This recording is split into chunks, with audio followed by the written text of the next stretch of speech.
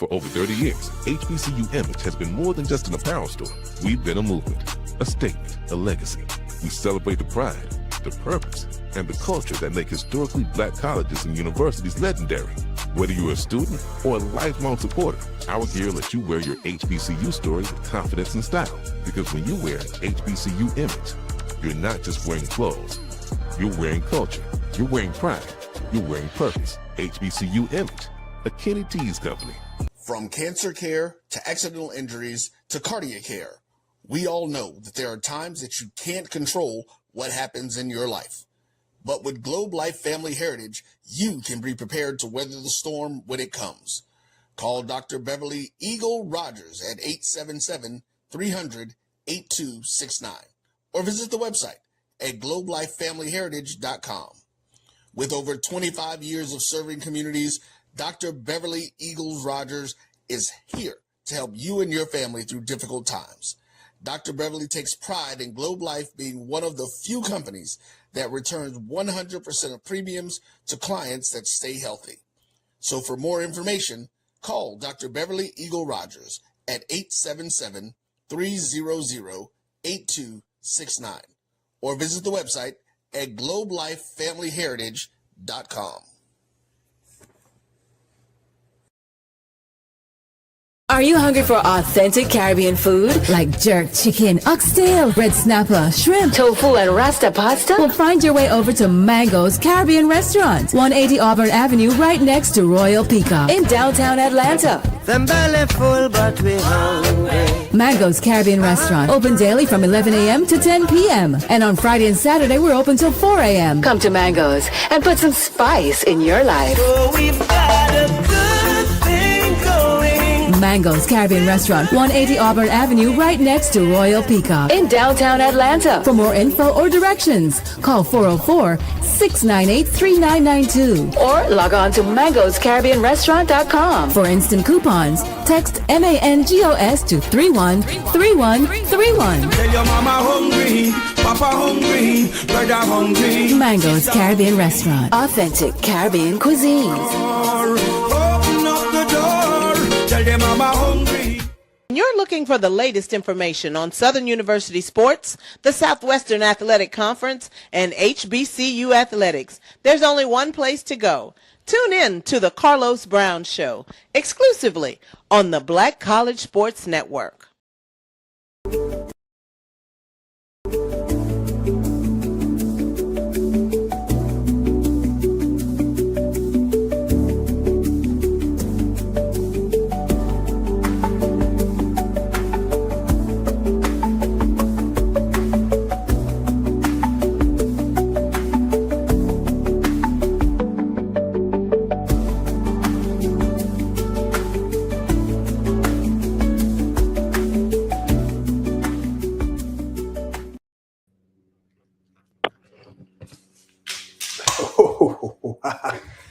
What you doing, DVP, man? You know you up to no good. Yeah, I see that. Look what he did already. Look at it. He trying to be slick. Yeah, he's a slick. He got me in the middle too with the big screen too. Look at that.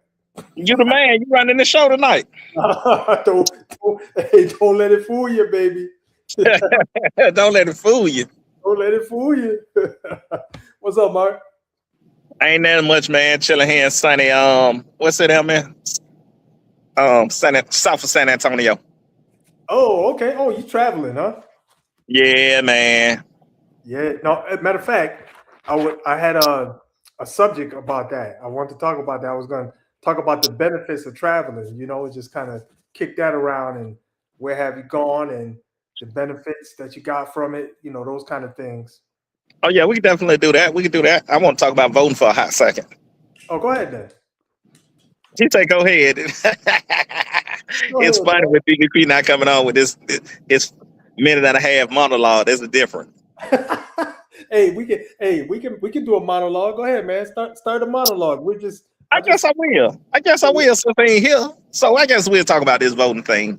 Right now we're in the thick of things with voting and them with them overturning the 1965 voting rights, which is it's crazy, but I think people going to the extreme talking about we ain't gonna be able to vote no more. I think that's just putting all this fear in people that don't know nothing about the system and voting. We ain't going back to slavery. We ain't going back to not voting. It just ain't finna happen. But I think people say it and just get an uproar, and then they just be repeated and repeated and repeated. And the people that's repeating it have not did a lick of research on what's actually going on. Yeah, and I was gonna say that, Mark. Most of the people that are panicking and saying those kind of things, I bet you they don't even vote. One, they don't even vote, or they're not students of voting. So Yeah, you don't even really know what kind of impact that's gonna have, or whatever. But usually though, I can't say they 100% wrong, because usually when there's changes like that, it's to benefit the administration, not the people. So there's something up the sleeve, something going on. and then that just means that when the next regime that take place, that keep screaming, vote for me, and we gonna stop this, stop that, then we definitely get to see if they're gonna stop it. Yeah, right. Yeah, right. If it's just all verbal rhetoric just to get a vote. Yeah, and that I got a problem with that, because it's like, so think about this, right? This is my analogy. I'm at work, I'm doing a job, and they won't promote me until I can show and prove that I could do the next level job, right? Mhm.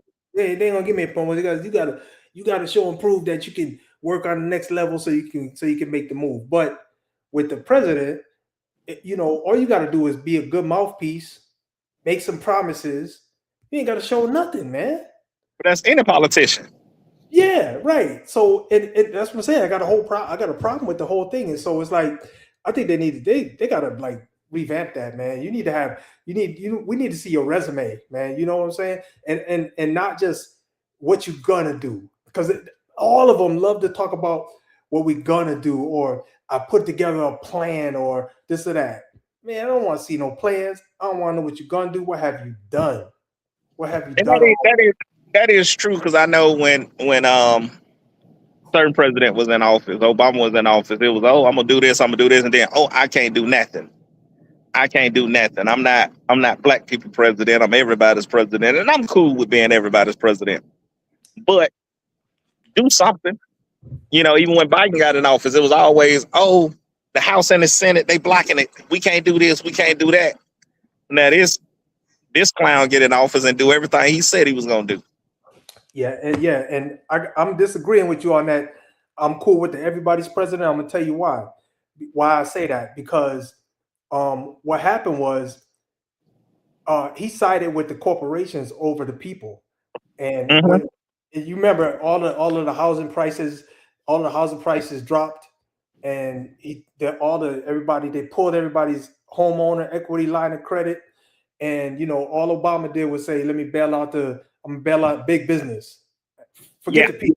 I'm bailing out the banks and big people. And so yeah, that everybody's president. Not for he wasn't. He was for a minute. You're right though. He was for a minute, because I was like, yeah, man, we got a black man in there. You got a black family. He's doing black things, and then all of a sudden, fooled. I think we jumped in there thinking he was gonna be ours. Hey, Sherry Crawford, how you doing? I think when he jumped in, we wanted him to do exactly what Trump is doing for his people. And right. With excuse after excuse. We wanted him to be black president. We wanted him to make changes for blacks that's going to be beneficial to blacks, and he didn't do it. And all he did was made excuse after excuse after excuse after excuse. All politicians, I hate to say it, all Democratic politicians do. They say we can't do it. They stopping us from doing this. But like I said, that fool in office doing exactly.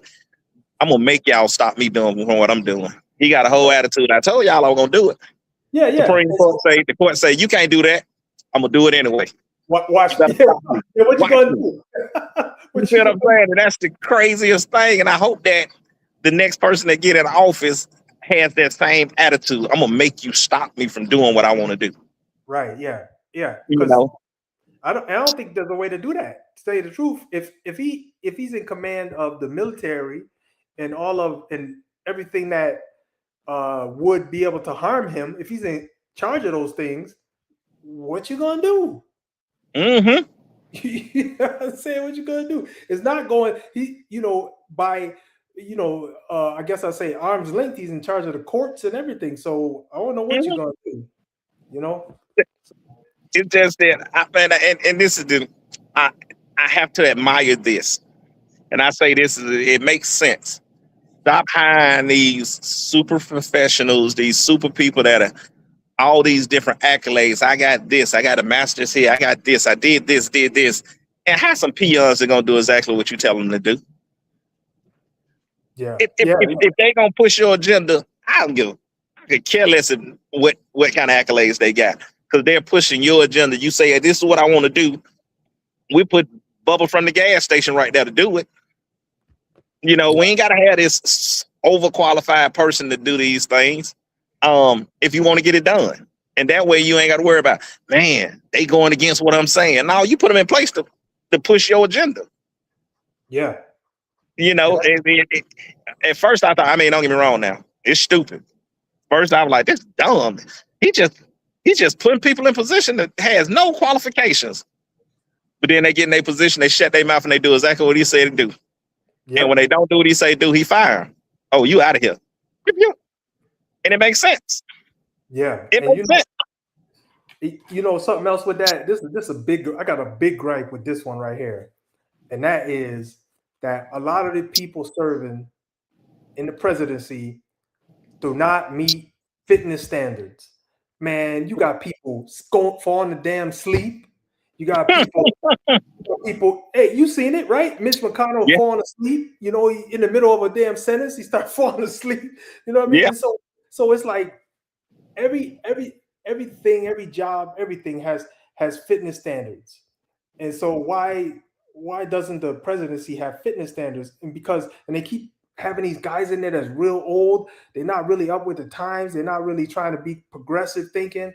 You know what I mean? It's like status quo. Keep everything the same. Well, if you're doing that, that means we're moving real slow from slavery standards, right? That's what we're moving real slow from that. Instead of because you put a new kid in there, a new kid going to be like changing everything. You know what I mean? And so I think we got to get rid of that old administration, man, and just get some new young blood in there.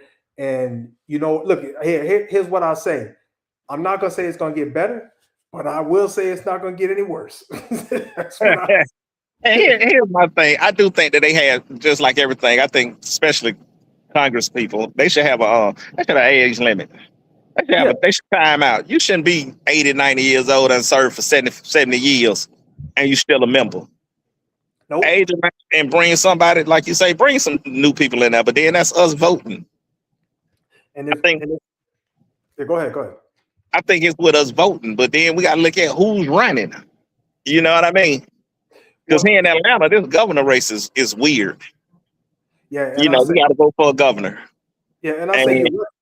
Oh, go ahead. Go ahead, Mo.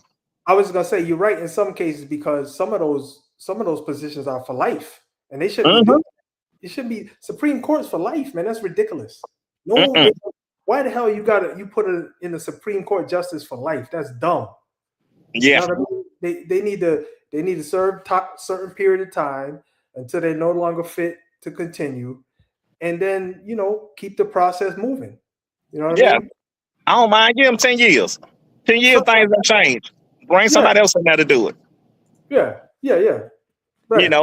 I know one thing they're trying to do here, and basically in Metro Atlanta, is take Democrat and Republican off the ballot. And do and what? People want to be in an uproar about it. Oh, they can't do that. They can't do that. I'm actually for it. What are they going to replace it with something or just leave everything blank? So you had a candidate's name. The candidate's name will be there, but you won't know if they're Republican or Democrat. Oh, you know what that's going to do? That's a good thing. You know why? Because it's going to require you to do some research. You got to research who you voting for. And we should have been doing that a long time ago. But now they want to say, oh, they trying to do that to stop this and to stop the Democrats from winning and this and this. I don't think it's Democrat and Republican. Who's best for me. Yeah. And that's what voting is about. I'm voting for who's best for me. I remember in '96, my first year voting. And one of the things they said was, if you don't know who to vote for who your parents voted for. Hey, it's a whole different time. What are you talking about? But that's what they told me when I was 18, when I first go to vote. You don't know who to vote for? Vote who your parents voted for. But maybe me and my parents don't have the same ideology. No, not at all. Not You know. Maybe you don't even like your parents. Yeah, now what you gotta do? Hey, Cinnamon. Care from Tally. But the thing is, with it is, you do have to do research on who you voting for. It shouldn't be stuck to a party. It shouldn't be, oh, I'm stuck to the Democrats. I'm stuck with the Republicans. I'm voting who's best for me in mind. So, well, basically me. What's going to be the best for me? So it ain't got nothing. Just vote for whoever. But if you take Democrat and Republican off, now you ain't running that. I'm voting Democrat. I need to do some research. So we got some live wires running down here. We got on the Republican side, we got one that said either be deported or departed. That's the hilarious shit I ever seen on a fucking commercial. Oh my God. You know, be deported or departed. Like, oh man, you leave or you gonna pass away. This is crazy. Threatening murder, man. We got another one that's definitely a all out 100% Trump supporter. You know, everything he says, I do what Trump do. I support Trump. You know, that's crazy. Then on the Republican side, on the Democratic side, I ain't paid attention to them, a lot of them. But we got Keisha Lance Bottoms, who was the former mayor of Atlanta. Mm-hmm. You know, I don't live in Atlanta, but I live on the outskirts of Atlanta. And from what I seen from Atlanta, and when she left office, it's almost she quit as a mayor. About 6 months to a year before her term was up, she quit. Yeah. That's how I felt. You know, I felt like she quit. Now she running for governor. You know, when she went and did some things with the Biden administration, then now she back. Now she running for governor. And I say we went to the same high school, not the same time, but we graduated from the same high school. Yeah. But do I want to vote for her knowing that she quit on Atlanta just because she black, female, and she a Democrat? I'll take more than that. You know, it should. Hey, it should take more than that. You feel what I'm saying? Yeah, but that's what Obama ran on. Black man, intelligent, decent looking, can speak like nobody, like he got a silver tongue. You know what I'm saying? And so people was like, yeah, I'm voting for him. Yeah. I got an uncle that probably ain't voted in 40, 50, 60 years. But he voted for Obama. Oh, yeah. And he'll tell you, the only reason he voted was because he was a black man. Yep. And I get it, a lot of people did it. You feel what I'm saying? Yep. But we got to get away from, now and this time, we passed that because you black voting. You don't get my vote because you black. No. You know, like they mad at, that they and then they quit to blame black men. Kamala Harris, black men went vote for her because they don't want to be they don't want to take orders from a black woman. They don't want a black woman in charge. Man, go to hell. Straight to hell. Because we did our job at voting if she ran on a policy that was in our favor. Yeah, I'm still waiting for the plan. Where's the plan at, man? I'm still waiting. They'll never have a plan. Yeah. I'm black. Give me your vote. Get the hell out of here. That don't work no more. Nah, that don't work. Nah. And the other thing I got a gripe with is the we was talking about who to vote for, right? And and this might be a little too much, but this is what I think. I think we need to have either a forum or a place where we can have some black voting parties, because if you try to fill out one of them goddamn ballots, man, I do it every year, man. It take me like 4 hours because I really look at the candidates. I really try to make sure I'm voting for the right people, with my interest in mind. You know what I'm saying? And it's like it's full. If you see that ballot, it's ridiculous, huge. And yes. What'd you say, Bart? I say yes, it is. Yeah, it's huge, man. And then that's why them damn judges, they always stay in there, because by the time you get to the damn judges, you burnt out. You like, I can't do no more. You know what I mean? So that's why I'm thinking we need like black voting parties. And so, somebody who's knowledgeable about, the political space can explain to us who these people are, what they're for. And, because the thing I see closest to that is they send out these, I've seen these alerts that tell you, based on party politics, who to vote for. Like if you want to vote, if you're a Democrat, it says you're a Democrat, vote for this person. You're Republican, vote for this person. You're Independent, vote for this person. But short of that, you don't know nothing. All you're doing is checking the box. And the biggest thing is when you get to the ballot, when you actually in the ballot, it be so much other shit on there that you don't even know what's on there. Yeah. And now you clueless as to what the hell is all this extra shit. I don't know which way to vote for this. Yeah. I think that these people that's running for these offices need to hold these forums and say, hey, when you go in there, you're gonna see this. This is what this means. Mm-hmm. You know, incumbent, you can only vote. Hold on, see the other candidate. And you won't see the other candidate. Oh wow. But yeah, you go in there, like I say, it was in there talking about our homestead exemption. You know, is it go up 20%, 10%? I have no clue what this means. And nobody ever told me, you know, that it was on the ballot to look for it when you get in there. And there's a lot of things that they put in there. You know, sometimes you just have to read and interpret. And everybody don't read and interpret. So look, this process ain't no different. This is a psychological operation, and the agenda is keep people dumb and in the dark, so that way they can run their little play, right? They can run their agenda, and that's been it. That's been it from the beginning, you know. And then once we figure that out, guess what? They're gonna change that, and then it just is the way it works, man. You ain't never gonna figure it out, man. I mean, let me go back. Cinnamon, she quit.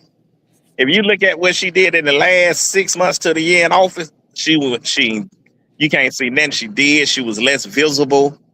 It was almost like, man, fuck this job. I'm over it. And that's why I say she quit. Now, you know, APD, police officers, the majority of them dislike her. A lot of them dislike her. The things that she did, you know, when she was in there. And DVP brought it to my attention a couple of weeks ago, the way she can't change laws. And I didn't think about it, but when older gentleman was killed by the police for not signing the ticket, she led me to believe that she changed the law in Atlanta that you don't have to sign the ticket anymore. But that's not something she can do. No, that's not good. And think about it, but it sounded good. The president can't do that. That's got to go. Can y'all hear me? Yeah, we can hear you now. She can do it. She can only do it for the city of Atlanta, though. And see, that's what people could see. She could make it so Atlanta couldn't arrest you for weed. She couldn't stop the sheriffs, the marshals, the troopers. She couldn't stop nobody else. Okay. But let me correct something that you said initially. It wasn't that Obama couldn't do it. Obama did a lot, but Obama kept meeting with a Republican Senate and Republican See, Trump did a lot of stuff because ain't nobody opposed him because the Republicans control the White House, the Senate, and the House. But if you look at the HBCU bill that got passed, that was Obama's bill. Trump changed it so that they couldn't talk about black people, but that was something Obama had tried to get pushed that the dude from North Carolina wouldn't let go through. So it was a lot of stuff he did, but because we were ignorant voters, we didn't realize that voting for the House and the Senate was as important as voting for the president. Because I can let Mo drive my car, but if I give him a crappy a pit crew chain, what good does it do? He ain't got nobody who know how to run the car. So Mo can only do so much in this high-powered car that I got. And that's what the Republicans understood when they did this whole thing, when we ignorantly keep saying, oh, they already know who's gonna win. Well, if they already know who's gonna win, why they've been going so hard at trying to take votes? See, those two arguments can't exist at the same time. If they know who's gonna win, it wouldn't matter what we did. But the fact that they keep trying to get us not to vote, for us to keep saying it, because as long as we don't vote and the loyalists come out, the Republicans gonna always have a say so. But if we come out, and don't get me wrong, I ain't saying Democrats are a whole lot better. But if you look at the pure numbers, and Mo is a numbers guy, the economy has always been better under Democrats. Always. There's no getting around that. True. Republicans have always cared about the rich.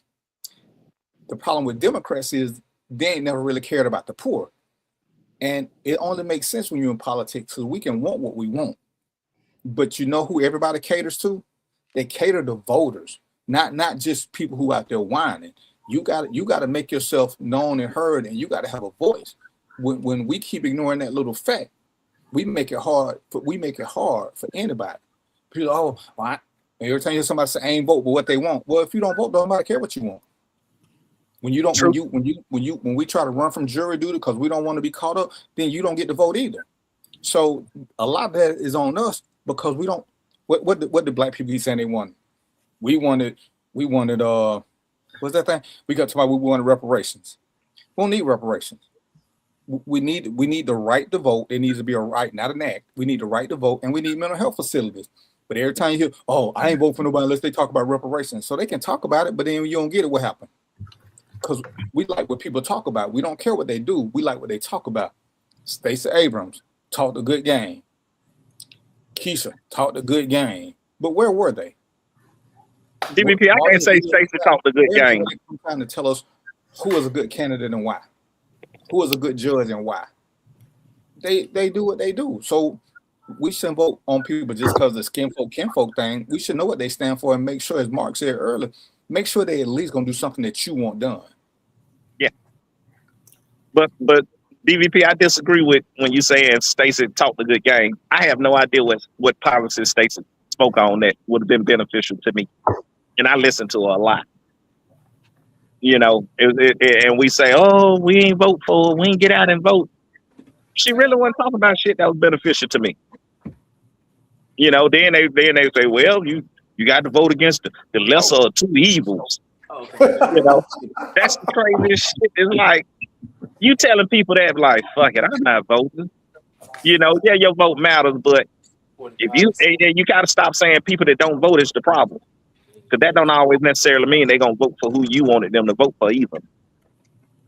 You know, so black people that didn't vote, you can't say Trump the reason they're in office, because who's to say they wouldn't have voted for him? You don't know who they would have voted for.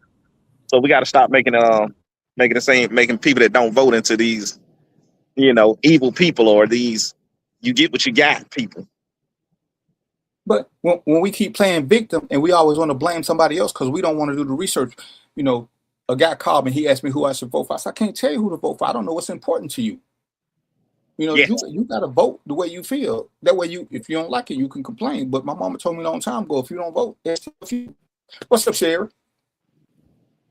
You're on mute, Sherry. Unmute yourself, Sherry. We want to hear you. Hey, how y'all doing? All We right. good. How about yourself?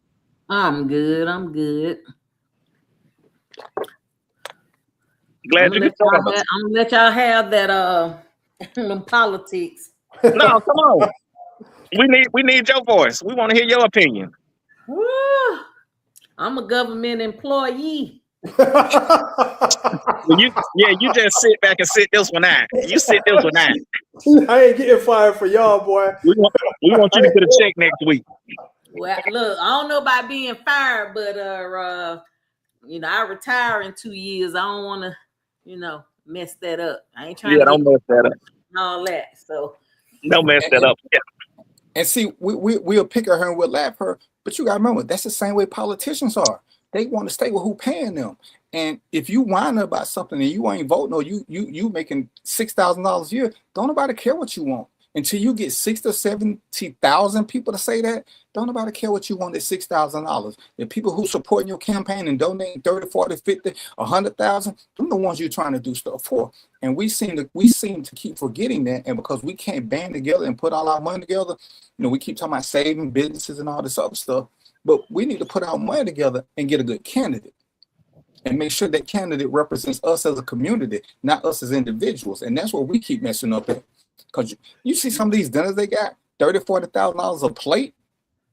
Yeah. Who going to them? Not us. So Nope. when they asking people what they want, ain't nobody saying, oh, we need better daycare system. Because them people who can donate $40,000, they got good daycares. Because they make sure they got them. But we gotta start being better about pulling our money together for stuff other than wing shops and nail salons. So one of the things that I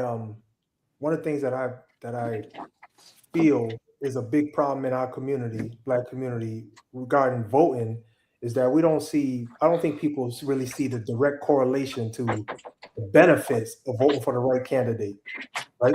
You don't really see that, you know what I mean? Because and so I think we need to really kind of try to highlight that and say, you know, because you voted for this person, this is what you get from it, this is what you get out of it. Most of the time, all we hear is these people coming up with these fantastic agendas during voting time, right? When it's voting time, oh man, this is what I got for you. This one gonna do for you. You know what I'm saying? We got this bill, we got that bill. We're gonna make it so you can do this, you can do that, and then after that, you don't hear nothing. So I want a damn postmortem, a damn 3 month, a quarterly. I want a quarterly report out on what changed, what you did, and how's it going. You know what I'm saying? They ain't never gonna do that though. They ain't never doing that. Yeah, them days over with. Yeah, not well. I don't think they ever did that. They don't. That's by design, man. You got to keep us all in the dark, you know. But yeah, they gonna keep you in the dark, keep you looking around, and keep you wondering.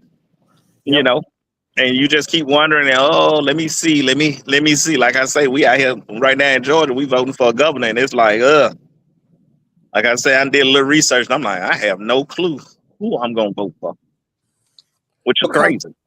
If we honest about the governor in Georgia, how bad has he really been? He's been way better than we want to give him credit for, because he's gotten his money back. He stood up to Trump, but he's a Republican, and Yeah. I mean, he's done some things I don't care for, but I think that's what sometimes we get into our feelings, and it's almost like a relationship.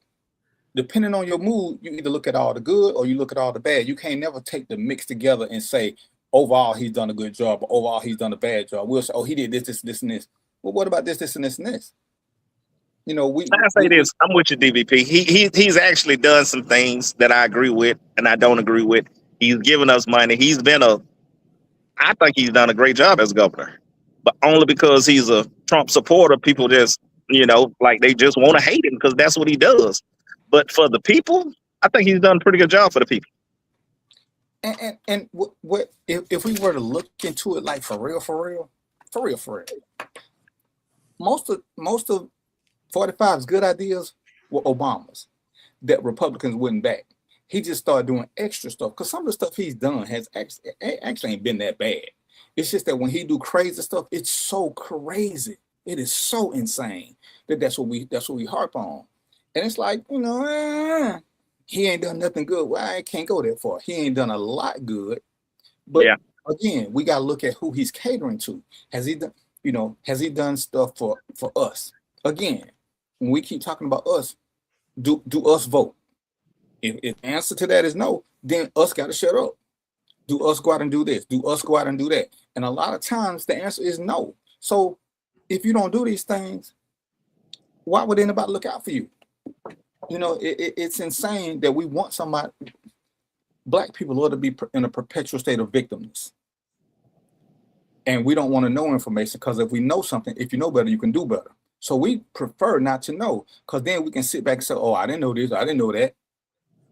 Well, did you ask? Did you Google it? You can find out what time your favorite show coming on. You can find out what day the movie going to start. You can be the first in line to get them shoes, but you don't know nothing about a candidate in your area. But we'll blame the white people for that.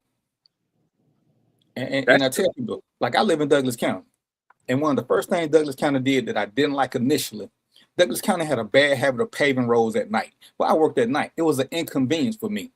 But guess what I learned? That made more sense because it was only impacting me. It didn't slow the schools down. It didn't slow down normal traffic. It slowed down 3 or 4 people who was night workers. But the people who were day workers, it didn't mess up their day. So, at the end of the day, it cost a little bit more money because they were doing it at night. But it got done quicker too because they didn't have to keep playing with traffic.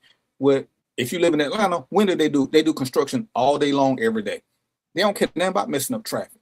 So I had to start looking at what Douglas County was doing and readjust some of my thinking about what I thought about politics, because sometimes we do look selfishly and we don't look at the bigger picture.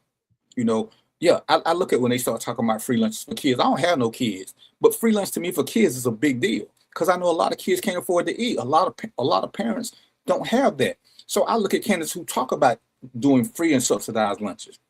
Whereas Mo ain't got no kids. That may not be a concern at all for Mo. Or if it is, it would make sense if he don't care nothing about subsidized lunches. But at some point, we got to start looking at the bigger picture because if Mo only concentrate on what Mo wants, Sherry concentrate on what Sherry want, Mark concentrate on what Mark want, DVP concentrate on what he want, we want 4 different things. So who you think they're going to go with? They're going to go with the 2 white people who want the same thing. Because now they got consistency. They got 4 people who want, because no matter what they pick from the 4 of us, 3 of us going to be unhappy. But they can at least make two people happy, because if they do what we want, ain't but one person gonna be happy. But if they do what the two white people want who united, they made two people happy. And I use the LGBT stuff. LGBT came in with an agenda. They only went for one something at a time. You didn't never see them throwing a bunch of stuff up on the wall. They wanted the marriages. Then they wanted benefits. They didn't never throw them out there together. They got one, then they moved to the next one. Then they moved to the next one. Black people want everything at once. We want 40 acres and a mule. We want reparations. We want citizenship. We want this. We want that. We want that. Black people stupidly want child support to go down. But we want so many things that can't nobody do nothing to please us. And that's because we won't unite. And all our fake leaders, I'm gonna ask y'all, who is a one black politician that you look up to, or civil rights leader that you look to, that you want to hear them speak? You hanging on with what they saying. They talking about. They saying something good. Nobody. I mean, for me, I don't listen to any of them, politician-wise, or those civil rights activists. But I do listen to Killer Mike, who is just as shady. But what about you, Mo? Wait, what'd you say about Killer Mike, DVP? He's shady. I'll get to that when y'all tell me who y'all look up to. I ain't look up to him, but I do listen to a lot of things that he say. I agree with it. Yeah, I don't. Oh, am I? Go ahead, Mo. Oh, okay. Sorry, Sherry. So I don't have any in this administration that I follow. I'm just talking about black people in general who if they said something, they would have your attention. Oh, that's Dr. Ball. I don't know if you Dr. know who? Dr. Ball. Okay.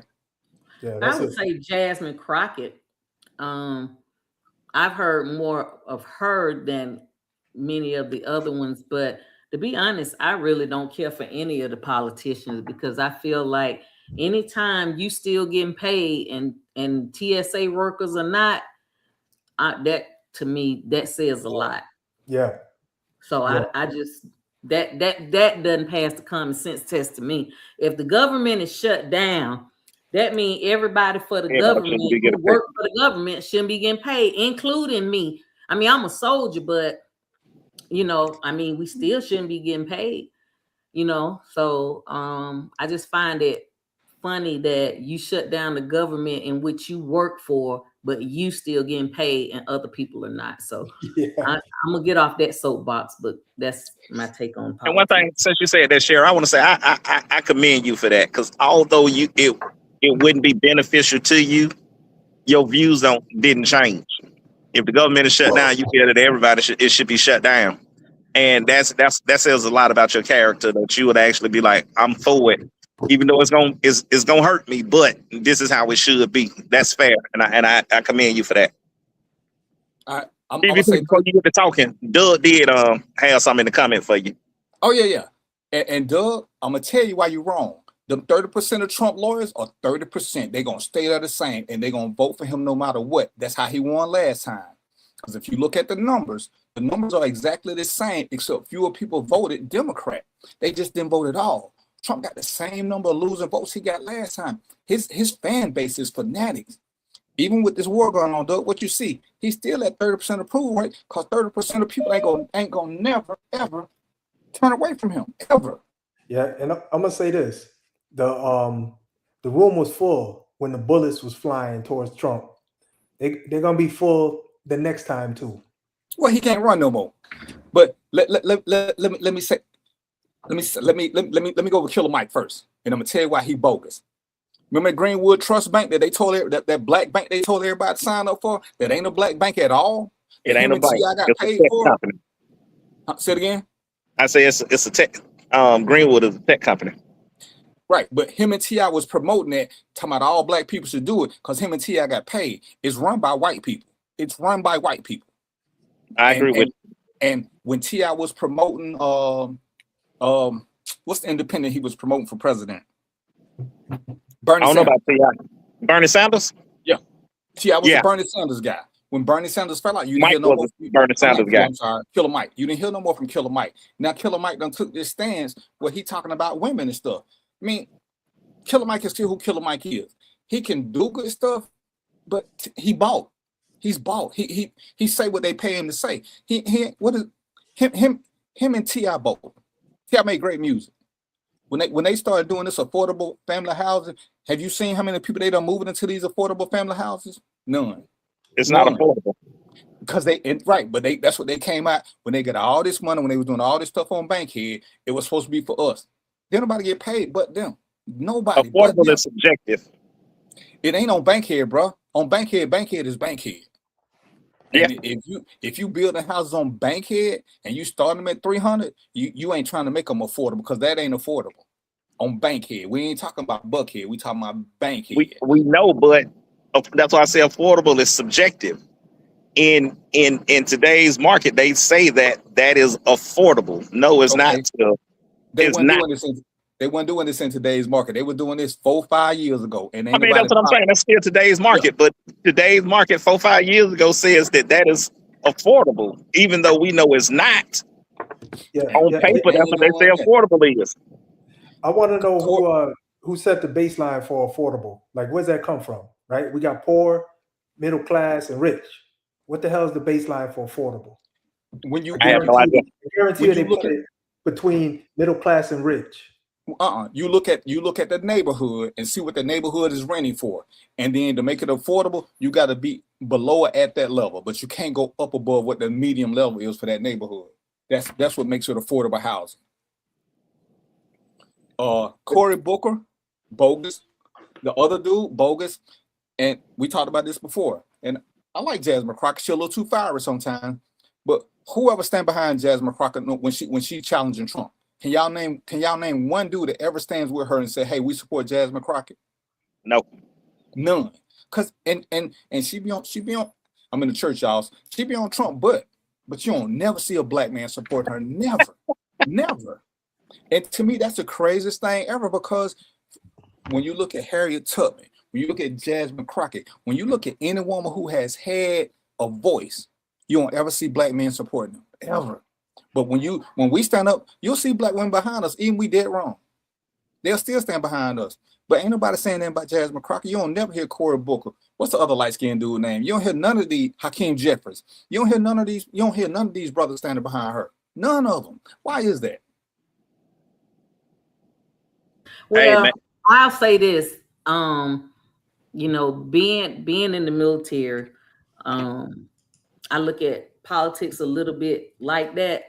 I can say something. I mean, I'm a lieutenant colonel, so I can say something and a white boy can say the same thing. You know, if I say it, it's like, oh yeah, we hear you, Colonel Crawford. You know, but let one of them white boys say the same thing I said. Oh, he's a go-getter. Oh, he shakes and moves. He makes things happen. You know, and people like, you know, and the reason I like Jasmine Crockett is because she liked to deal in facts, and she speak her mind. She ain't trying to be nobody's friend. She just keep it real. That's the way I am as well. And white folks don't like that. They don't like that. And especially in the Army, they don't like it. You know, they can be as wrong as all get out, and you tell them they wrong. Oh, now everybody is against you, which, I mean, of course, I don't give a shit. But, you know, my point is that they don't stand behind Jasmine Crockett for the most part because she keep it real and she stand on business from what I could see. So, but we can't just say that about Jasmine Crockett. That's what black people do anyway, especially if you're not talking what they want to hear. Because we go into the council culture quick. Oh, council. Because one person that I listen to is Candace Owens. And it's with everybody. I don't agree with 100% what nobody says. But I do agree with some of her thoughts and some of the things that she say.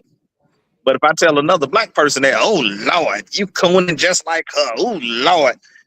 Hey, sometimes you just have to listen to what they say. Damn the messenger. Listen to the message. And that's tell me something she done say it first, and then I tell you. Tell me something that you agree with first before I make my judgment. Oh, you make your judgment. Listen to all her thoughts on LGBT and this transgender thing. listen to it. I completely agree with it. I completely agree with it. You know what I mean? But a lot of people don't want to listen to her, and she takes some other things. Like I say, just because she's switched over, we don't want to listen to her. You feel what I'm saying? Synopsis of what she said about the LGBTQ. Yeah. Hell, it ain't but two genders. It's male and female. And being transgender is a mental illness, and I agree. I don't know about it being mental, but I will say that I agree that it's only male and female. But it's a mental illness. You can't accept yourself for who you are, but you want me to accept you for who you think you are. That's a mental illness. And I don't subscribe to it. I look at, I went in the bank one day and it had somebody pronouns on their shirt. I was like, they made you do that? You look like a boy. I'm gonna refer to you as a boy. You know what I mean? I don't give a damn what they say. When I meet you, when I see you, yes, ma'am, no, sir. I'm speaking to you to the sex that I see. You feel what I'm saying? And I'm gonna always do that. I'm not subscribing to your mental illness. Cause that shit only work with transgenders. I can't. They got mad at Rachel Dolezal for being black all her life. She felt black, so why she couldn't be black? Well, and the thing is when we talking politics, why does any of that matter? Any of it. All we should care about is what's going on with what they're saying. Is there any merit to it? And I think whether we want to admit it or not, a lot of us, men and women too, are undercover misogynists and don't want to recognize that fact. Because we saw in this last election, a lot of people would rather follow a white man down a rabbit hole than listen to anything a black woman might have to say. And too many times that comes up. You know, Sheriff just told you her story. We can all tell stories about it that we know it happened. We can say, not me.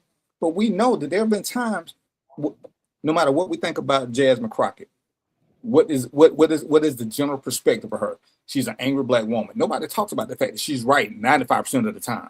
Nobody talks about that. She's right 95% of the time. She comes with facts. She was a district attorney. She comes with facts. Don't forget aggressive. That's another one they use. So she comes across as y'all can't see my hand. She comes across as an angry black woman because when you can't beat the facts, you attack the attitude. Because ain't nobody never said she was wrong. Never. They never. And if you know, if you ever watch her, she stays consistent. She don't even try to do multiple subjects at one time. She picked one topic. She got her little note cards that she have people stand up behind her when she talk. She focused on that. She don't try to hit you with a bunch of subjects. She gets you one at a time. And bam, that's how she go. But like I say, when it comes time to defend her, what do you see the black men?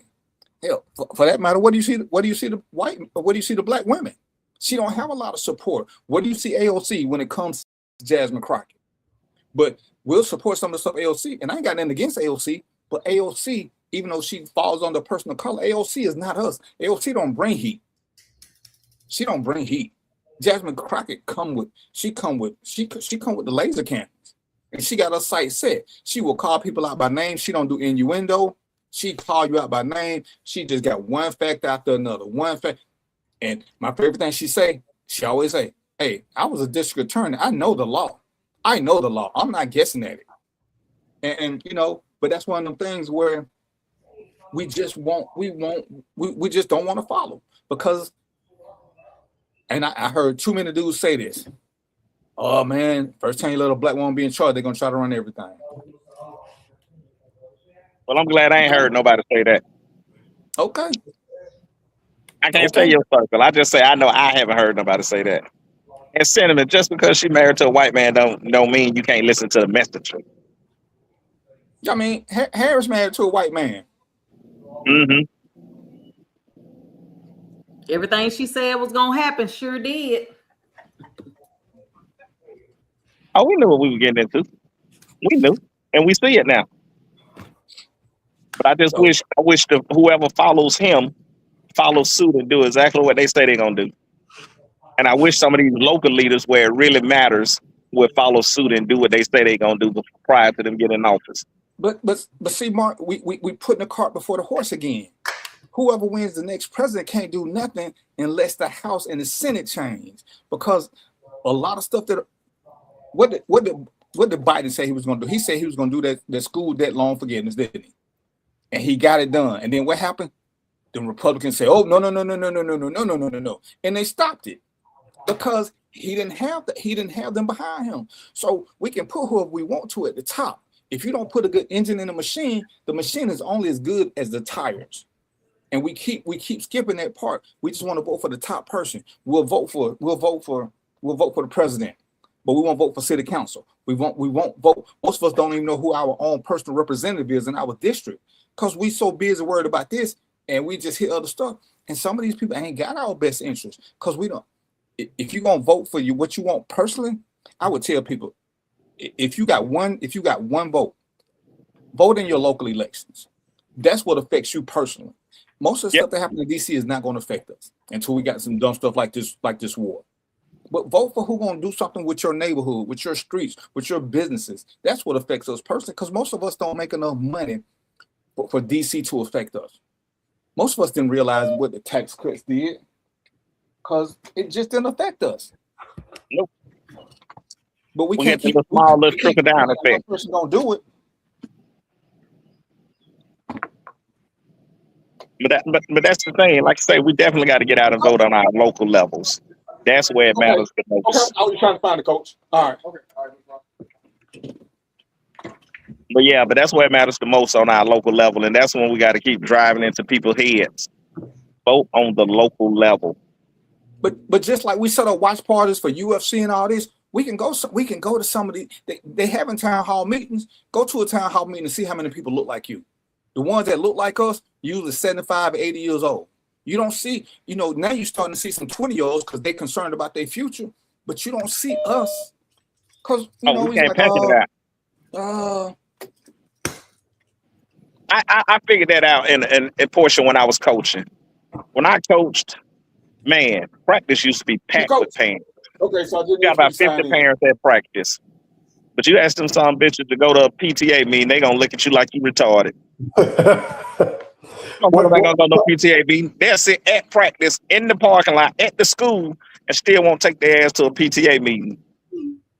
Cause they got What's the objective of the PTA meeting, Mark? Say that again. What is the objective of a PTA meeting? What would happen there? To figure out why they dumbass kids got a 1.6 and can't get in college. Figuring out my child got a 1.9, you can't get him in school. The fuck you think? You feel what I'm saying? No, he can't. He gonna have to go to a prep school. We're gonna have to go to a junior college to get his grades. He's gonna have to go to summer school, player. He ain't going to no prep school. He going to summer school. Hey, look, if they got an IEP, they can play football, and that no kid left behind. Fuck these kids up. What messed no them up kid left behind. They seniors and can't read. But because they start giving teachers incentive to pass them, that's what messed them up. They didn't get a teacher incentive to pass them. Yeah, they did. It was the school. That's why a lot of them got messed up, because if you didn't pass X amount, if your success rate wasn't good, you was getting replaced. So you had to get these little dumb kids at least a D, and they didn't deserve it, because these parents. Man, I met one of these kids, and his mom was fussing about the school didn't teach him how to read. And I'm thinking, Sherry, you got kids. Mark, you got kids. Y'all ain't never had y'all kids read to y'all while y'all was doing stuff. You should know before they hit high school whether or not they can read. Yeah. That ain't a school issue. That's a bad parenting issue. I agree, but they got social promotion. If a kid get kept back now, it hurts their mental. So they socially promote them and keep them pushing. It also affects the no kid left behind. It affects the incentive that schools get. So you understand, this is all financially based. They don't get paid for being good teachers. They get paid for passing students. They get paid for kids passing tests. That's what the chief scandal was about. Right, because the school loses incentives if so many don't do it. But that's something that we was okay with. Yeah, that is right, Cinnamon. Based on the funding, that's the school gets the funding, and that's what that cheating scandal in Atlanta was about. But no child left behind means, hey, dumb as your kid is, do you want to go to the next grade? Yes. All right. Well, then Johnny little dumbass on to the next grade. And we ain't even gonna talk about them COVID kids. They really fucked up because they missed a year and a half of school and didn't learn shit at home. You know, so that definitely passing them to the next level. And those kids are really gonna be in trouble. It ain't the kids who in trouble though. That's what we keep misunderstanding. It's us who in trouble. I mean, yeah, us. At the end of the day, the kids are our future. If they don't know nothing, then what's left for us as we get older? Because we're sinking. Because we keep wanting equality, and we don't know what it means because we ain't putting forth none of the efforts. We still promoting horrible English. If you sound anything like you white, oh, you're gonna get shunned for having correct English because you might mess around and get a good, you might mess around and get a good job and leave us here in the hood. Oh, you're not like us. We want you to be slang all the time. And we are still promoting that. We are still promoting that.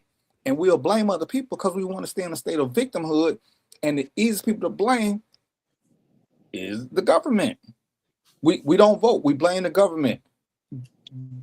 But the government, day in and day out, show us how much our vote matters. They've been trying to take it forever and ever and ever. But we will still say, oh, man, our vote don't matter. Our vote, man, my vote don't mean nothing. Man, we're going to switch subjects just for half a second. What do they always say about the Super Bowl being fixed? So why are you watching if you believe that? You believe some grown men out there risking all this for a game that they already know the outcome of. And if that was the case, the Jets would have won 3 or 4 because they would keep going to the major markets. They don't.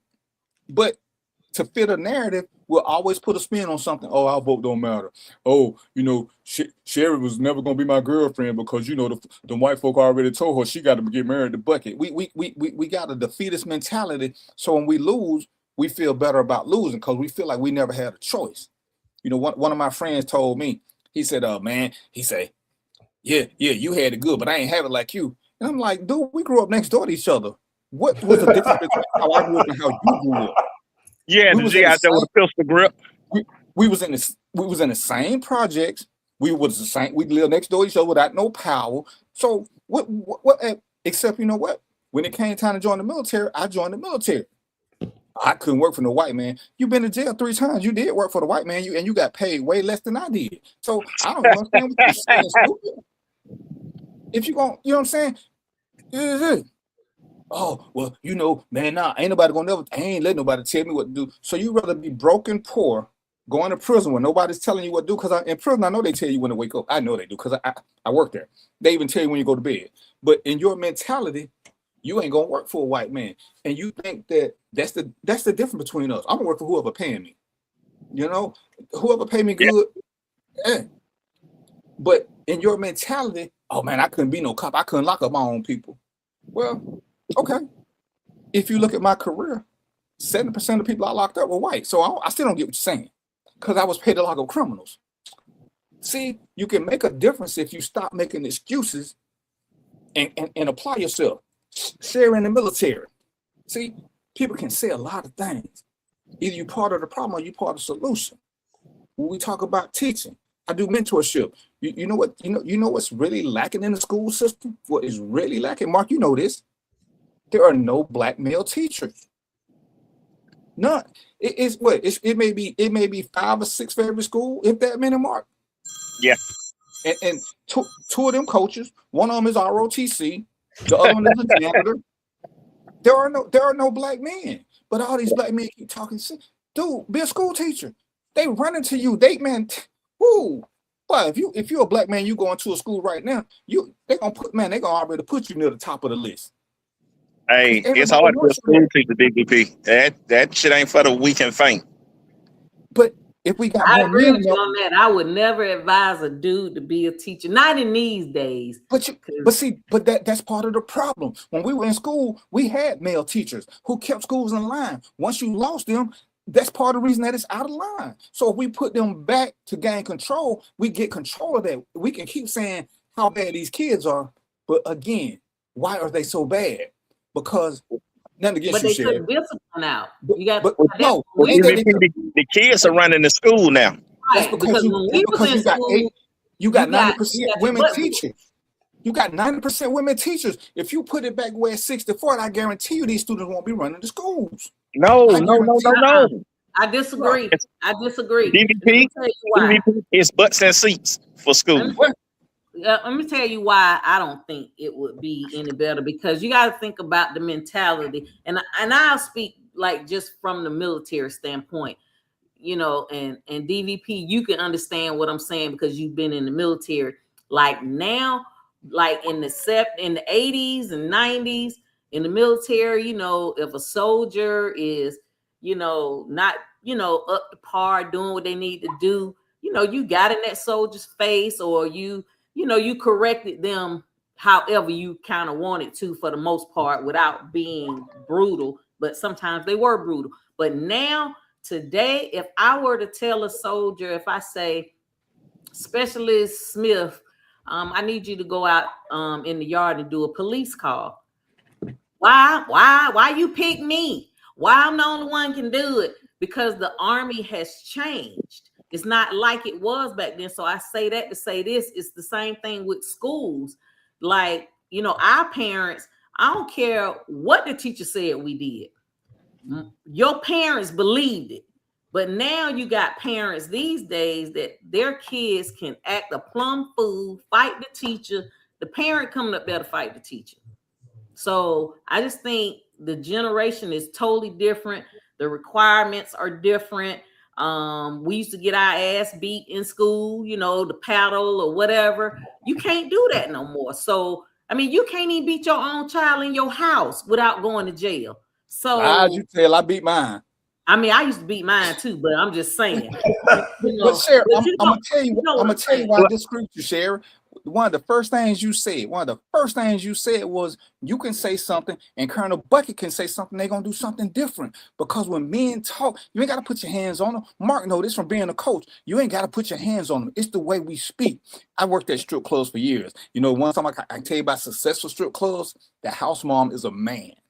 Because when women try to regulate other women, there's always anarchy. But when a man come in and say something, you don't get that standard of resistance in mass. You're going to get 2 or 3, but the women going to stop.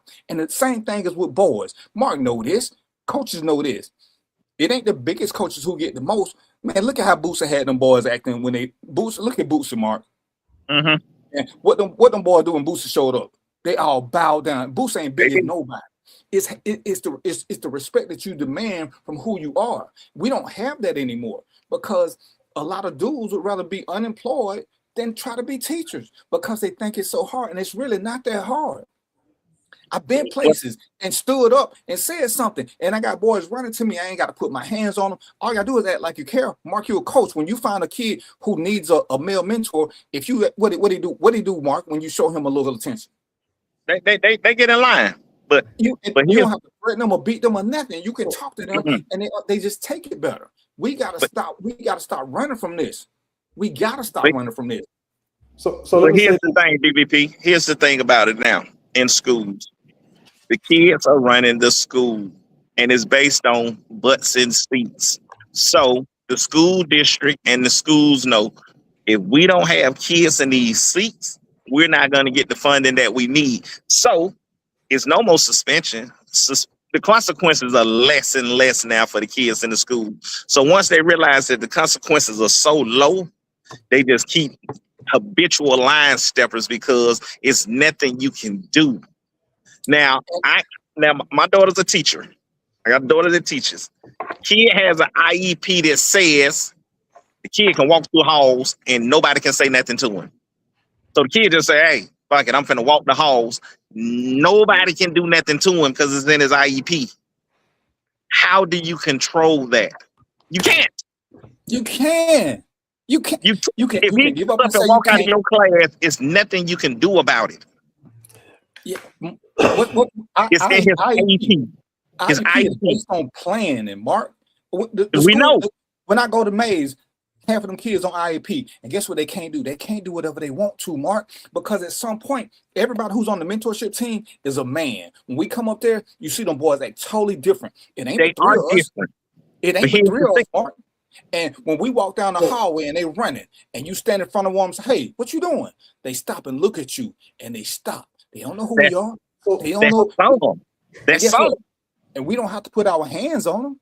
We don't have to put our hands on them. All you gotta do is stand there and look at them. See, we can keep saying what they won't do. Kids are kids. And I tell people this. You know why kids join gangs? Discipline. Because these kids will tell you they got jumped in and jumped out because somebody held them accountable. We keep making excuses for them, and guess what? They run with it. If Sherry's son know that Sherry's scared of him, guess what he gonna do? He gonna keep pushing the envelope like we all did. But when Sherry's son know that if he do something, that shoe come around the corner, guess what he gonna do? He gonna whisper like we did. Every time we got mad at our mom, what we do? We whispered under our breath. When she said, what you say? What did we say? We said, no, ma'am, nothing. We ain't say, huh? We said nothing, ma'am. We no, ma'am. I ain't say nothing. Hey, so let me jump in here. Like a boomerang. Jump in, Mo. Yeah, because I gotta. So one thing I just want to. This is my thoughts on the that it takes a man to do it. I don't agree with that, because, and I'm gonna tell you why I don't agree with that. Because what I saw one day was a dog trainer. All right, so this dude, my friend, and his wife just got a new Rottweiler, right? Rottweiler's untrained. They had a trainer in the house, and the trainer tells the man, he said, "Listen, I taught him how to sit, so now you got to tell him to sit." So the man says, "Sit," and the dog sat. And then the trainer stood the dog back up, and then he told the wife, he said, "Tell him to sit," and she said, "Sit." Dog kept standing. He said, "Deepen your voice and say it again." And she said, "Sit." And he sat down. So I think it's associated with, the approach and a type of authority associated with how you deal with the kids. It's not male, female, in my opinion. I'm done with that. I get it, but here's the thing, DVP. Let me jump in, DVP. In the schools, if there's no consequences for your actions, the kids continue to push the envelope. I get it. Yes, some male teachers can step in, but a lot of teachers are handcuffed to where they can't discipline the kids. And if a kid at Mays High School, kid stole a teacher's car, 3-day suspension, comes back and say, "Fuck it, I'll steal our car again." What you supposed to do? What can you do? Because if somebody stole your car and they come back in your face 3 days later, somebody, "I steal it again." No, because it's lack of discipline for them, because they want the kids in the seat, so they push the envelope. Pat them on the back, give them something so they not outside of the school. When I was in school and Dr. Hill at Douglas High School ran that school like Joe Clark, we all got in line and did what we were supposed to do because we knew it was consequences for our actions. And I say that because that joke, I'm going to tell you, Dr. Hill, the principal at Douglas High School, told my mama herself, when he is in my school, I'm his daddy. And he gonna do what I say. And my mama said, "You right. Do what he say." I couldn't do nothing step back. Like, I get it. Because he had total authority over his students and over his building. Now, ask him, could he be a principal in today's time? He gonna tell you no. Because he don't have the control that he needs to make his school a better place.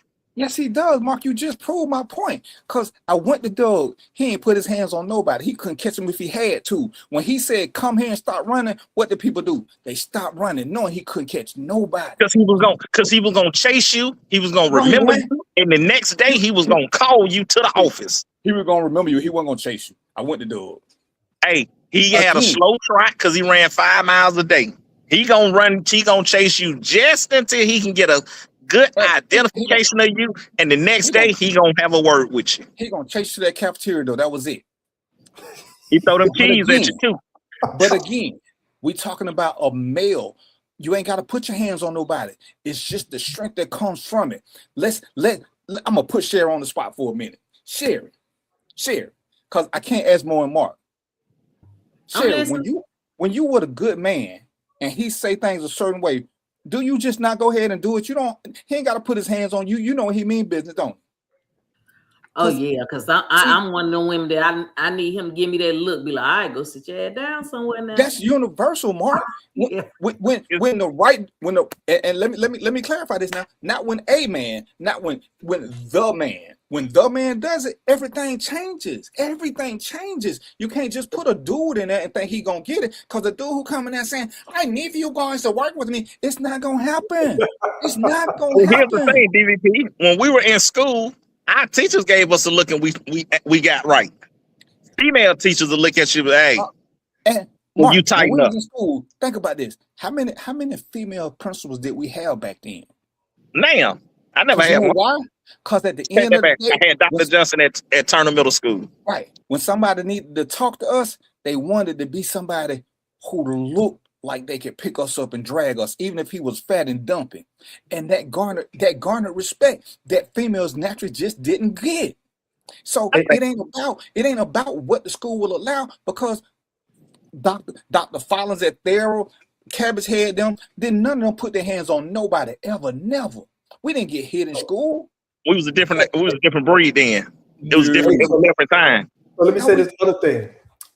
So I was in this class, and we had 3 teachers. Two were black, one was white. White lady didn't intimidate me at all. One of the black women, she was nice. She didn't intimidate me at all.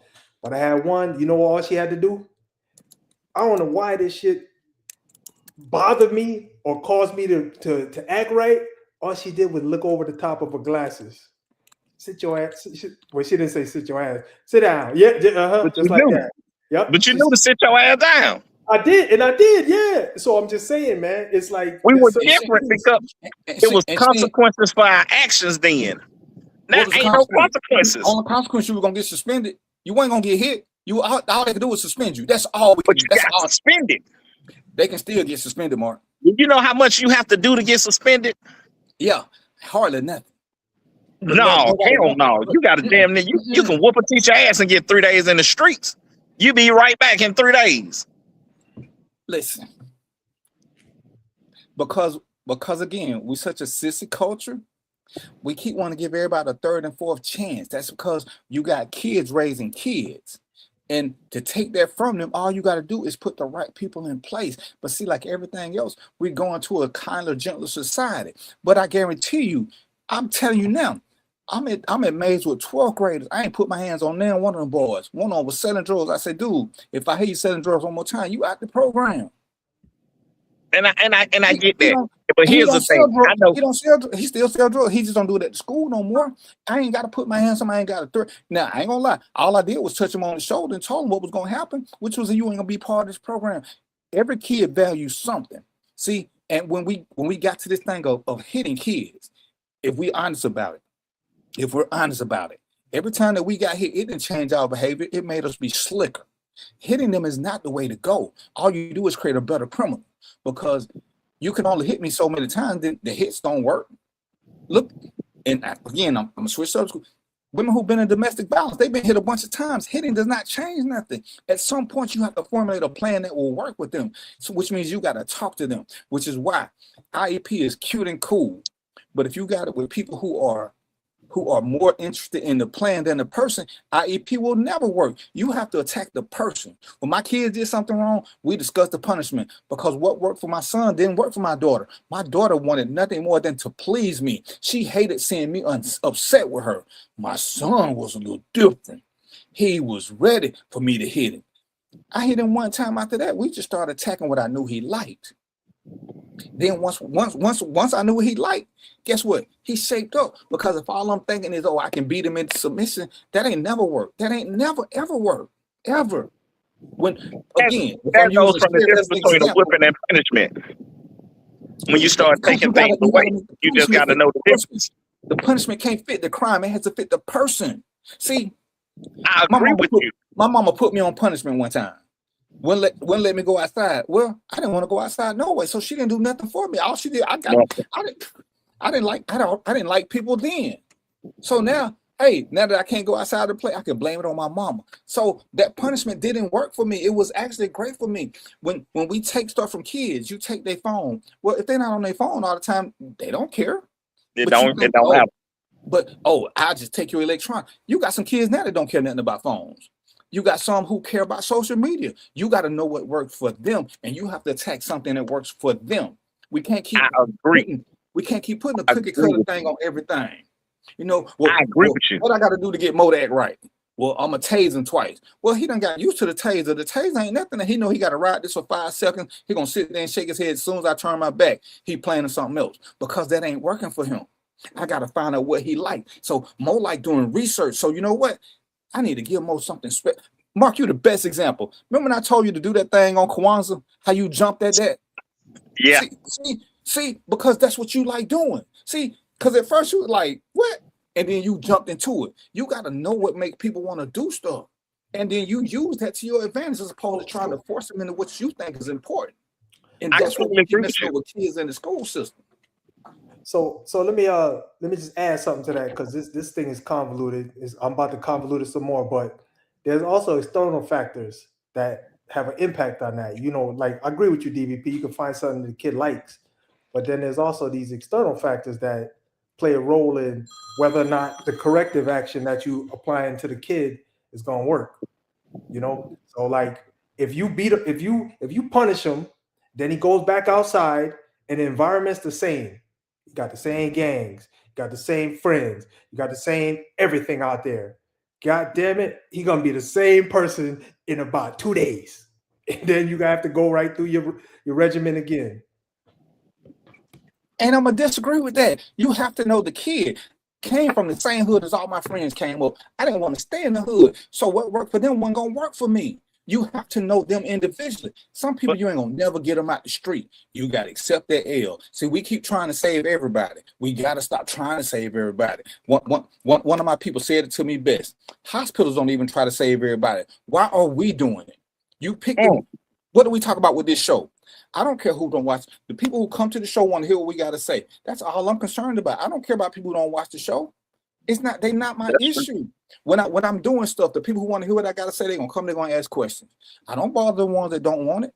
When I do the mentoring, I done kick kids out because they were wasting my time and they were wasting the time of other kids. And the kids was like, yo, man, that dude right there, he killing our time. You spending so much time dealing with him, you're ignoring us. So guess what? I started getting rid of the super problem kids. They were like, well, he needs some help. You're right, he just don't need it from me. Because I got 5 who need me. Them the 5 I want. I ain't worried about this one. I can get these 5 because they want what I got. This 6th one, hey, you might as well go and get him an EF number because he's going to jail. That's what he want to do with his life. I'm not finna try to stop him. Just that say that 3 out of these 10 kids is going to jail, but these 7 that don't want to go, let me deal with these 7. And that's what we got to understand. We can't save everybody. Some are just going to be lost causes. Mark, Mo, y'all ain't no different from me. Why y'all here? Why y'all here? We could have all picked the street light. Hell, if we're honest, we probably all did pick some street light. But at some point, we realized that ain't what we wanted to keep doing. And whether it was because of situation, external circumstances, i.e. a good woman who made us give up a different life, we found something that made us pick something better and something different. See, I stopped committing crime when I tried to tell my mom a lie, because I had never lied to my mom about nothing real. And she asked me one day, was I doing something? With straight faces, I said, no, ma'am. 2 days later, I joined the Air Force because I knew I had to get out of the situation. Because I didn't like doing that to her. That was my world. That was what made me change. Because if she would have never asked me that, I would have kept going down that same path. But she had the courage to confront me. I'll say in my case, oh, go ahead. I was just going to say in my case, I think it was those extension cord whippings. That shit hurt. Yeah. Yeah. That helped me get my mind right. You know? But see, and this is why I'm so against whoopings, beatings, all that, because I can't beat you and tell you I love you, then get mad when the cops beat you up. Because they're gonna say it's the same type of love. It ain't. So I don't ever want to associate. When I did the question, Who got beat? Who got a whooping by their parents? Tell me at what moment you felt love while you was getting a whooping. Everybody said the same thing. They didn't. They tried to justify what their parents did. Oh, they did it out of love, which was not my question. My question was, when did you feel love while getting beat? Yeah. Nobody felt love. Nobody. None. Because it doesn't exist. Because all we teaching people is, well, I love Sherry, so let me punch you in the face. Sherry, you know I did this because I love you, because that's what love is. Love is violent. He only hit me because he loved me. Hey, Sherry gonna stab you. Don't do that. But no, because we She in the military. She got plenty guns. But we keep teaching that violence is love, and it's not. Violence is a lack of control by an adult. When we whoop kids, everybody who got a whooping, what's the number one thing to help you got a whooping? Your parents were out of control because they were pissed. They were pissed. There were no instructive beatings where you're going to get 3 lashes, and the first one is going to be at 80%, the second one's going to be at 90%, and the third one's going to be at 100%. So we can work up. No, you got beat because they was upset. We beat kids because we're upset. So what are we teaching them? When you upset, dominate. I don't know if you get an ass whooping because they upset. I just think it's just corrective. What did it correct, Mark? Who got ass whooping and changed what they was doing? No, hey, matter of fact, I did. Ass whoopings that stopped me from doing things that I was doing. I mean, you get Mark. Hold on now, because matter of fact, I had a brother. The whippings made his ass worse. In prison for life now. So you got to know who you're dealing with. You know, that's all I'm gonna say. And then for me, I ain't want to get no whippings. I ain't in prison, but I ain't want to. I got them, but I did something different. So it's just you never know what the outcome gonna be. But what 80% of dudes in jail been whooped. It didn't change nothing.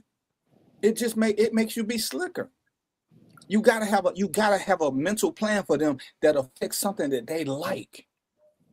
I think that, like when it comes to kids, like my kids, my daughter, I used to beat her down, like grabbing her chest, and I used to put it on her. But my son, all I had to do was talk to him. It was like, hey, don't do this. And the reason you are not supposed to do that is because this could happen. And he never made the same mistake twice. Now, my daughter, she was, Mom, can I just get the whooping? She was immune to it. She rather had a whooping rather than hear me talk. Ooh. So I think that, I think that it depends on the child. It's not a one size fits all. That's one thing I learned as a parent. Yeah, that's what I was saying. Because all my brothers, we all reacted a different way, so. Oh, don't get me wrong. You can raise kids with the same rules in the same house, and they all still gonna turn out different. Because they were all different to begin with, so you can't treat them the same. But yeah, the first whooping is the only one that's gonna do anything. If that don't change them, they ain't gonna change. You just teach them to accept abuse. That's it. You making them stronger. Oh, man, I can take these licks. But can you take this? Can you take this? You just gotta find you got to be a good parent and find out what it takes to motivate your own child. You can't leave it to the school system. You can't leave it to the cops. You can't leave it to the drug dealers. You got to find out what motivates your kids. And once you find out who they look up to, you got to use that to your advantage. But we too many times we want them to be like, if you talk, you got to have your microphone on. Too many times we train kids like we do love languages. We want them to learn the way we thought we learned. But most of us didn't learn that from whoopings. Like I said, we might learn we didn't want another one, but it didn't really change our behavior. You had to want success. And sometimes we got to let these kids see success. That's one of the greatest things about Atlanta. You can let black kids see black people doing great stuff, so they don't have to be thinking that they're doomed to a life of poverty. In these other cities, black people may not ever see regular black people in their neighborhood. They got to go uptown, so they can't relate to that. In Atlanta, Mark, you from here, I had a black doctor, I had a black dentist, I had a black optometrist. All my doctors were black for the longest. And we didn't have to go nowhere special. You don't get that in other places. You can get that right here. Sure. Cherry, who you talking trash to? Because you're talking a bunch of trash, Cherry, but your mic muted. Who you talking trash to? You making the face and everything. No, I'm looking at somebody said whoopings is a slave mentality, just like eating chitlins and pig feet. So say if you get away from slave tactics, you will grow and expand the mind. Oh, that was funny. Okay.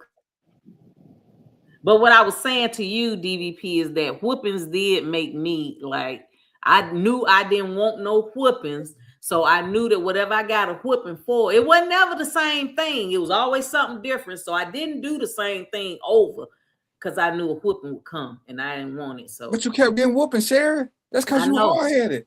I know. See, I was, but but it wasn't the same thing though. It wasn't the same thing. It don't matter. That's why God have been at tasers. It don't take one time with that taser. I told my kids, I got a taser and a hammer. I'm gonna tase you when you stand up. I'm gonna hit you with that hammer. Try me twice. Try me twice. Yeah, damn, B. I think that sometimes whippings can be corrective behavior. And on the flip side, it does make you a better criminal because you are gonna be mindful of the things that you're doing. But sometimes it corrects you from doing that wrong thing. Now the next wrong thing that you do, you may be slicker with it, but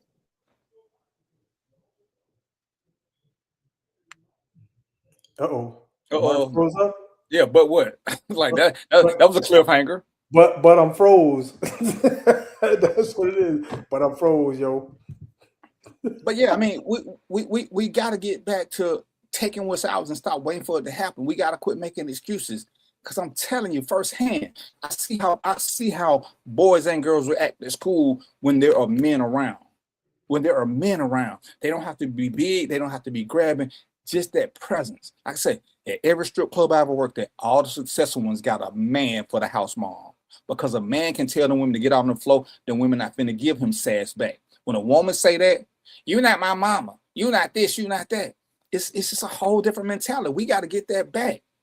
Even you know, some of you little knucklehead boys that come in this church, I say something to them, some respond, some don't. You know what I do? I stop talking to the ones that don't because I realize what path they want to take. But the ones who want it, I'm here for it. And again, we got to remember, we in hospitals. It ain't our job to save everybody. And sometimes you can't even save the ones you want to. You can only save the ones that want to be saved.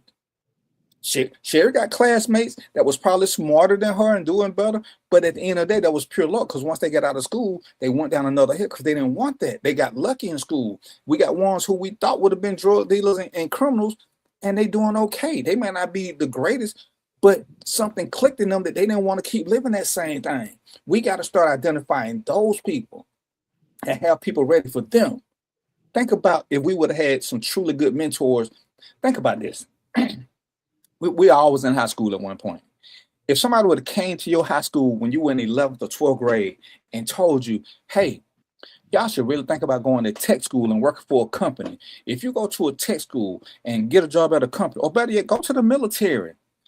At 18, you can do 20 years in the military, retire at 38 and get a check for the rest of your life. And if you still want to work with the military, you can get your job at 38 and go work at the post office until you 58. Now you got 2 government checks before you 60. Nobody ever gave us the cheat code. We keep chasing money. And I tell people, money is cute. But if you keep getting jobs, you're going to have to work your whole life or be lucky enough to save up enough money. When you get a career, it comes with a clock. You got to just get to what that clock say. And what Sherry say, she retiring in 2 years. There's a window. But if all you want to be is a Walmart cashier, yeah. If all you keep one of these other little pretty jobs, you can be in IT and ain't knocking nobody in IT. But as you keep bouncing from company to company to company, you better be saving a lot of money because you're not building up nothing towards your retirement. I retired at 40. You got a 401k because your 401k typically transfers. But you know, I was lucky. I retired at 44, full benefits. I'm like, man. I'm looking at my friends who working 50, 60, telling me they got 10 more years. I'm like, what y'all doing? Because when I was the sheriff's department at 15 years, I got 3 job offers to go to another agency. And I was thinking about them because they was going to give me a promotion, give me some good money. And I asked that question. I got to start back at 1. So now I got to work 20 more years to get these benefits. Well, with this company, I only got to be here 5 more. What do I want? Do I want 5 more years and check for the rest of my life, or do I want to start over at 0 and do this again for 20 more years and hope don't nobody try to buy me out again? But we don't get this. So now, if we had people who came in and told us how to be successful and be through working in our early 40s, think about what we could be.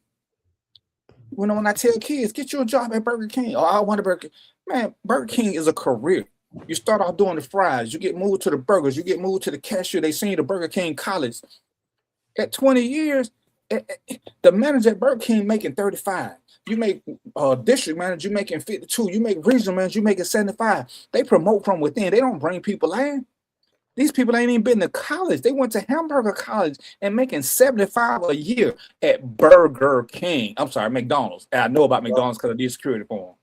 $75,000 a year at McDonald's and no college education whatsoever, except they went to Hamburger College, and that's a real thing.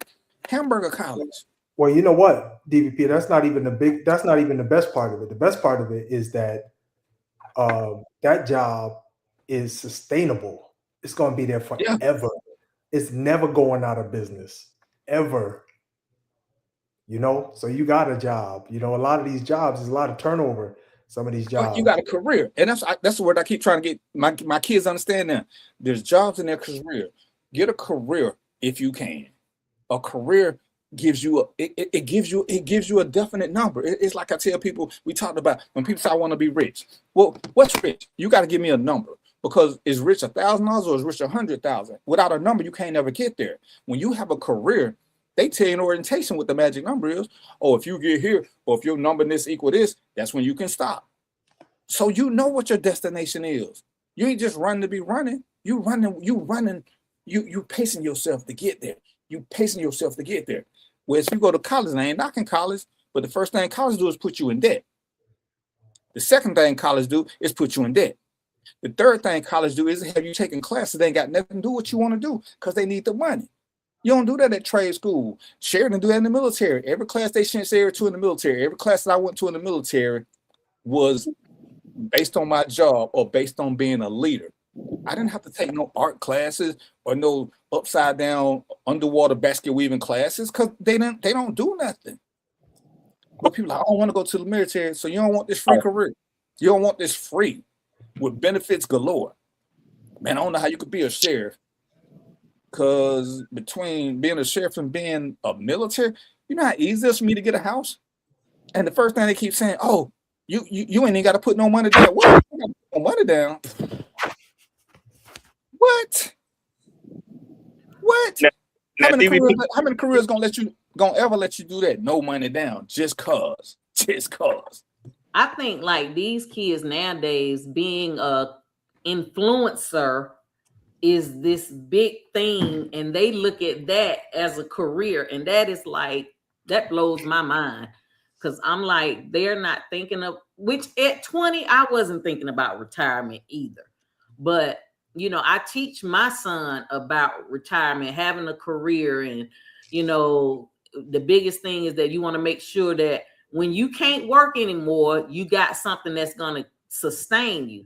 So how do you, I would say, reach those kids who think TikToking and Facebooking and all of that, the podcast, all of that. I mean, don't get me wrong, that's fun.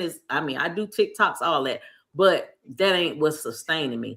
And I don't think that it's going to sustain these kids who think they want to just be an influencer. How can you influence somebody? You ain't been nowhere. You ain't did nothing. You ain't but 20. Well, let me say this, Sherry, to that, because being an influencer, it has helped some people. You got to think about it.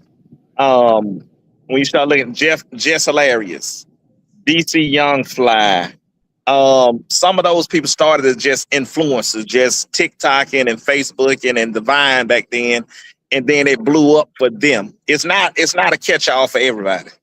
You feel what I'm saying? And they don't grasp that concept. They see it, but they don't understand the work and the grind that you have to put in to be an influencer. Now, me, I TikTok. When I thought about it one day, I was like, oh, TikTok, they say I'm monetized on TikTok. Oh, I'm monetized, let me make this money. Then that shit started feeling like a job. And it ain't for me. That's like having a whole second full-time job. to be an influencer, you got to damn near be on that app, and you got to be multiple apps, and you're posting constantly all day to where that's a job. So now to the people that want to do it, it's a job. Because like I say, you got to be posting constantly all day, every day, just as if you had a job. It works for some people it don't work. It didn't work for me. I mean, I'm saying I get that it works, but I guess my question is, what about when you can't TikTok no more? Because see, I'm one of those people that I always think about what's the worst that could happen to me? And whatever the worst is that can happen to me, do I have a plan? I mean, the worst that can happen is that I die, right? That's the worst. So, you know, I do have. Do you have a plan for death? I just want to know right quick. You got a plan for death? I do. I have it already written up, what I want, what picture I want on my obit, all of that. Hold on. So, you got your high school prom picture for your obituary? No, but it's one of my favorite old pictures when I was about 19. I was reading. Well, why you don't put it in there? But here's the thing. Yeah, they don't think about it. Nobody really thinks about dying anymore or the future. As long as they got a voice, they can be heard and they can be an influencer. You feel what I'm saying? You just got to find your niche and you got to run with it. Like I say, it became work. Mark. This is what I'm talking about, though. Just like with football players when they go to college, right? Yes, that's their goal to become NFL, whatever. But everybody ain't gonna be in the NFL. Everybody just not gonna make the NFL, right? So while you're in school, get your education, get you a degree, and have you something to fall back on. Is what I'm saying. It's like, don't have like that tunnel vision where, you know, I'm gonna always be able to walk. I'm gonna always be able to talk. I'm gonna always be able to do this, that, and the other. You get what I'm saying? So what's your backup plan? Then I think that's the point. We keep screaming backup plans when I think you should go all in on your plan A. You should go all in on your plan A and hell. Either I'm what that old saying is, I'm gonna shoot for the moon, but I'm gonna land amongst the stars. So you should go all in. That plan B mean my plan A, I ain't gonna. Having a plan B means that I'm not gonna successfully reach my plan A. No. You gotta be comprehensive. You gotta be comprehensive. Question. In the military, what do they teach us? You got to do what? Have what? He's on mute. He's on mute. Yes. So I was just gonna say, in the military, it's called courses of action, right? So you present 3 courses of action to successfully meet your mission, right? Okay. So my thing is, whatever your mission is, if your mission is to be an influencer, have a course of action for, you know, if I'm going all in on plan A, but then let's say, okay, I'm low on money, so I need to do this. So this might be my plan B to get there. You know, it's always the point of it is the courses of action are really just for you, different ways that you can meet the mission. You get what I'm saying? So to let me ask you this, Sherry. That's your question. Sure. Did you always want to go into the military? Was that always your plan?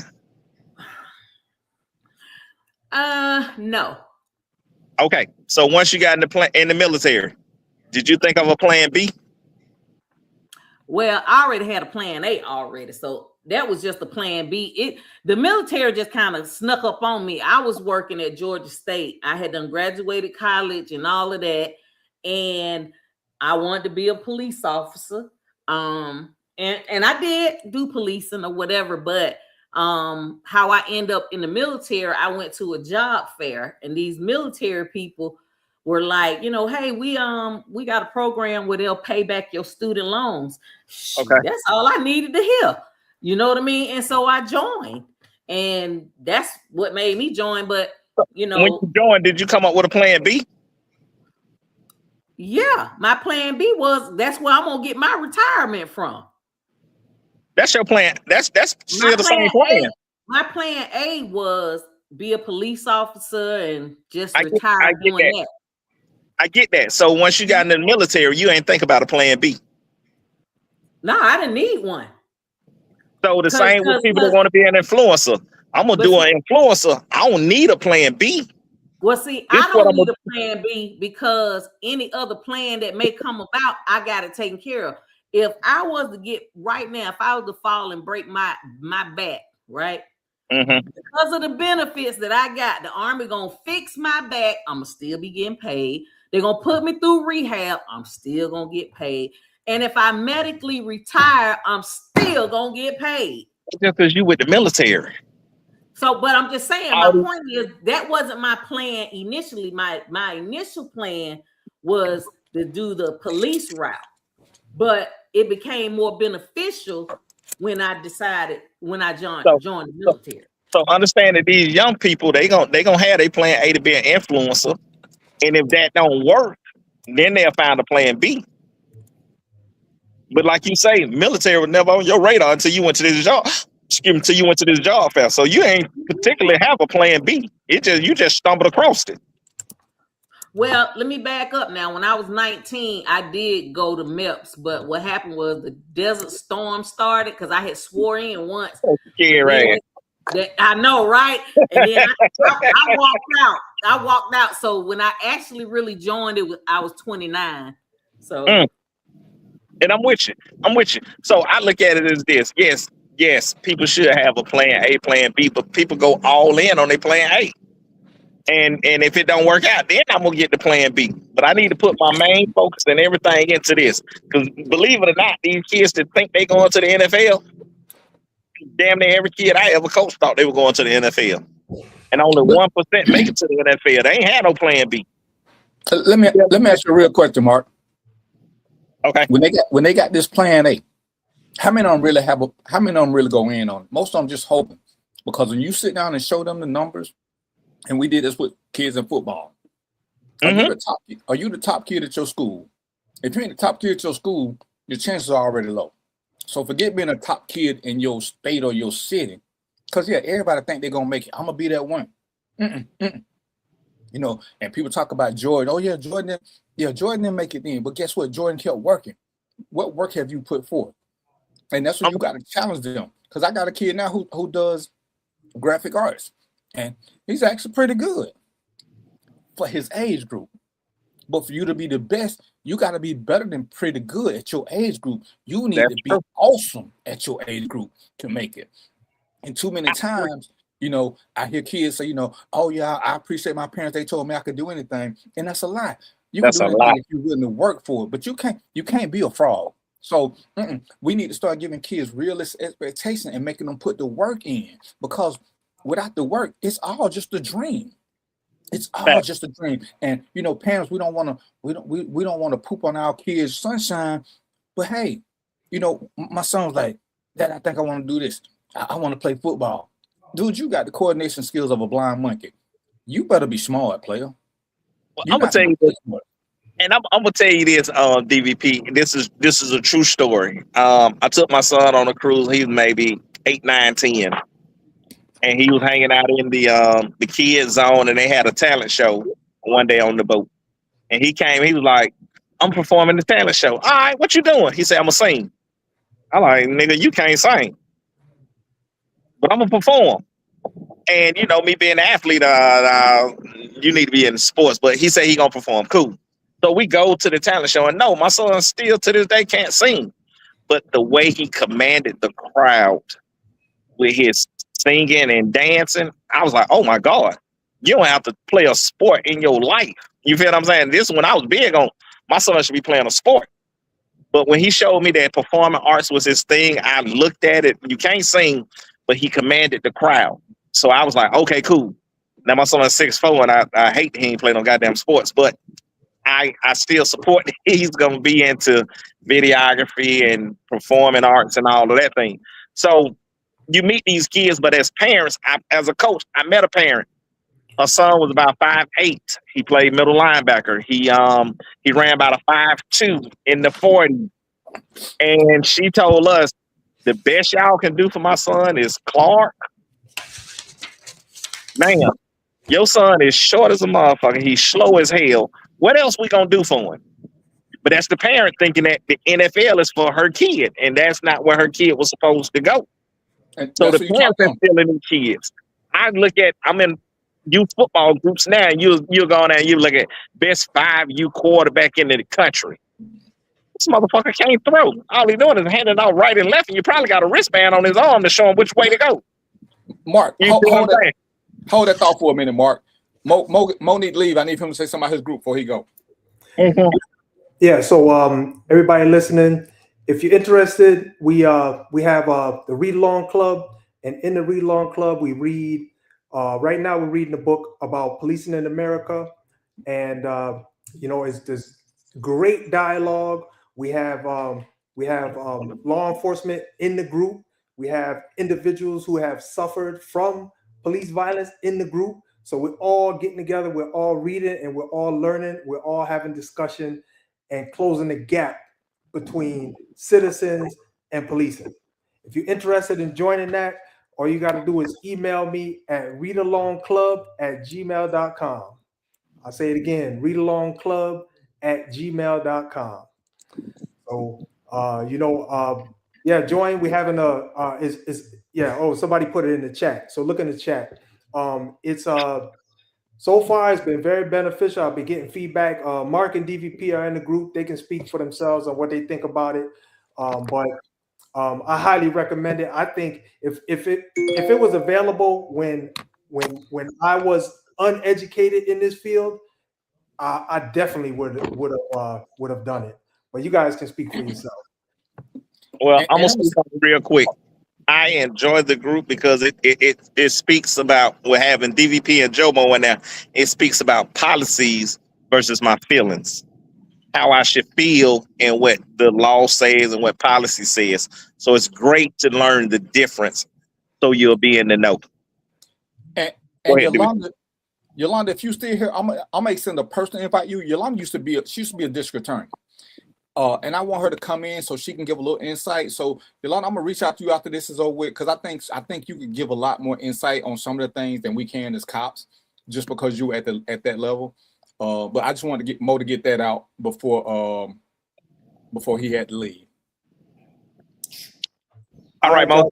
Great show, man. Right, Excellent show. Nice seeing you, Sherry. This is a great show, and I'll see y'all next time. All right, Mo. So I think Cinnamon just volunteered to get us somebody who can talk about great financial planning. We're gonna get them on. But yeah, what Mark was saying, and one reason I stopped coaching was because of parents. Because parents have a greater expectation of their non-talented kids than reality allows. You know, I did security work, and I met people that's like, hey man, you at all the clubs, you think you can get DJ to play some of my music? I said, well, let me listen to it. It ain't mine, but I know what people like. I heard some horrible music. Shit was trying. You doing this, man? Can you get DJ at the club? No, have you listened to this music? You his mama, you like it. It has no beat. I don't understand the words. It sucks. It sucks. Oh man, you just a hater. You're right. I'm hating this music. And it's okay to hate that music. That shit is trash. Your kid is not talented. The best he gonna be is a trainer. Now, that ain't saying he can't up his game. And as we look at some of the top athletes, people talk about, oh, Tom Brady was drafted in 6th round, but Tom Brady was a winner everywhere he went. It was just always somebody who was perceived to be better. He won at Michigan. He won at high school. He won everywhere he went. But because he was always in the top with other people's always in the top. But he still worked harder than everybody else. When you hear people talk about him and Jordan and Kobe, what do everybody say? Their work ethic is second to none. Second to none. The greatest. They didn't just depend on talent because, and Mark knows this. If you give me a talented athlete or somebody who hates losing, give me the guy who hates losing over the talented athlete. The guy who hates losing is going to be a much better competitor because he's going to do whatever it takes. The talented athlete just want to look good for the highlight film. They don't want to get dirty. They don't want to do none of the hard work. They just want to score 30 points. They want to lead league in this. But you ask them to block, you ask them to do some of the dirty work, they ain't trying to hear it. But that kid that hate to lose, that kid that's crying at the end of games because they lost, oh, that one right there got potential. They got potential. DVP, this the saying. Hard work trumps talent when talent doesn't put in the hard work. That's it. And you know, if they ain't got that in them, to where they wouldn't do all that stuff. That's it. We all know talented people who didn't make it past high school. Mm-hmm. It was just natural talent that they never worked on. I mean, and the next one is your aptitude determines your altitude, not your attitude. That means you got to have your attitude determines your aptitude. Your attitude determines your altitude, not your aptitude, which means your attitude, how you put in that work, determines how far you go versus having all the skills in the world. Those are two sayings that I try to live by.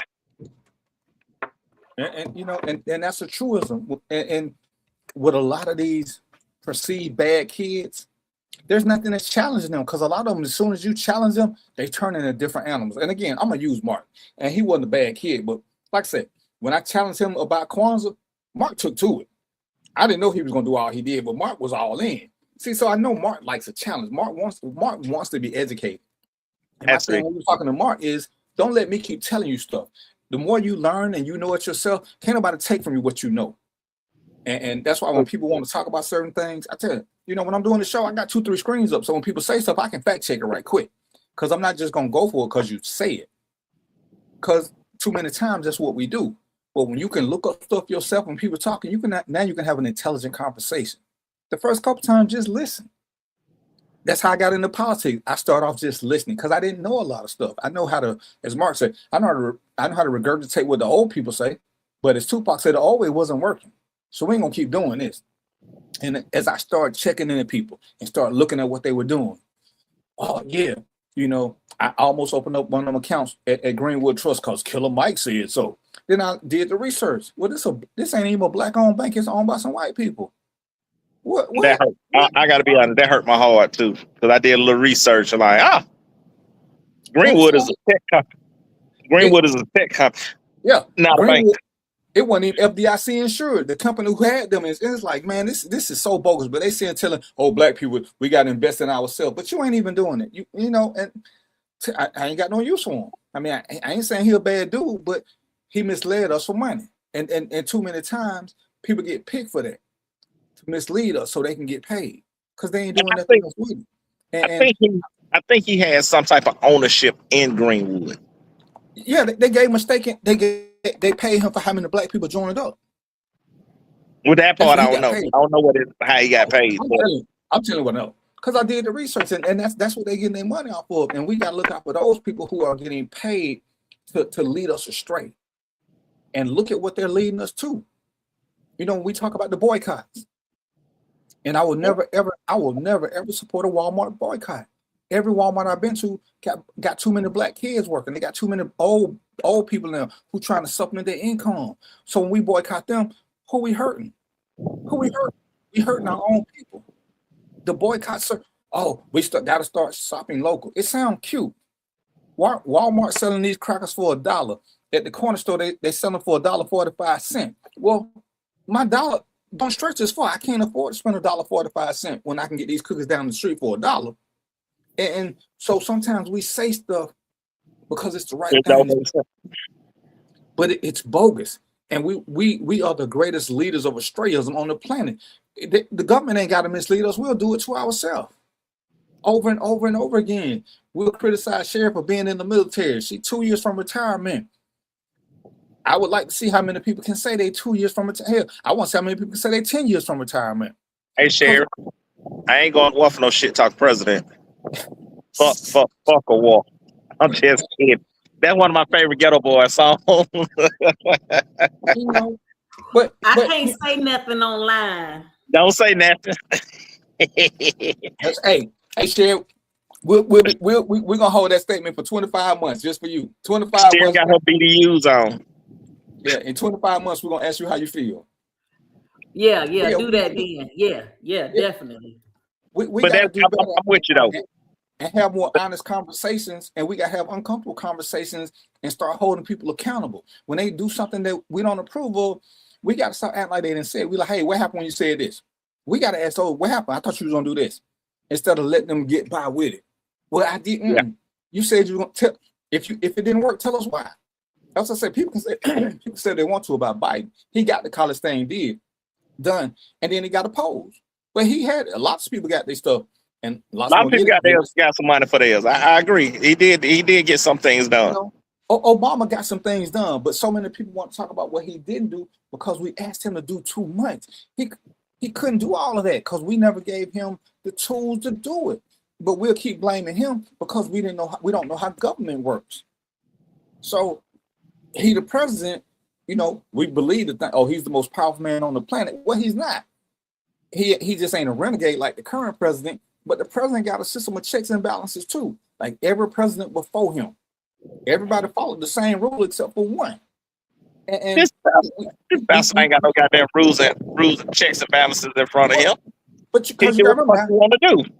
He did what most people want to do. He led with fear. People were afraid of him. But see, you see the Republicans changing now because now society is against him. Even, he was at 56% at one time. But he started losing his fan base with this war and some other crazy stuff he started doing because to want something that we don't want to accept as a true reality in life. And we ain't got to like it, I don't care. Black people, we wouldn't have been nowhere if it wouldn't have been for conscientious white people putting their money where their mouth is. The white people was the ones who started saying, hey, slavery is wrong. We got to stop doing this. If not for them, we still be in slavery. So while we want to hate white people, but we keep saying, we ain't got the power to do this. You're right, we ain't, because we won't stick together. When they don't want something and they stand behind us, we stand stronger. We got to stop talking so bad about all of them. White people like black people. We got some good ones, got some bad ones. We got to know who is who and stick with the ones that mean us well. And the ones that don't, white or black, hey, ditch them. Ditch them. I ain't seen nothing good yet that Al Sharpton has done. I ain't seen nothing good yet that Umar Johnson has done. I ain't seen it. But we supposed to support them because they black. No, don't leave out Ben Chunk. Well, you don't even like him. I don't either. I don't like all three of them you named because all of them is fucking check chasers, and I don't know who named Ben Trump or goddamn civil rights attorney, but he ain't doing shit for civil rights. Go look at his Facebook page and just ask yourself, why don't he have no commercial with none of his clients endorsing him? Not one. It's funny because I had somebody running in Clayton County. A judge sent me a text talking about I'm supported by Ben Chunk. I responded to that text and said, I don't support that son of a bitch, so I'm not voting for you. But it's Ben Chunk.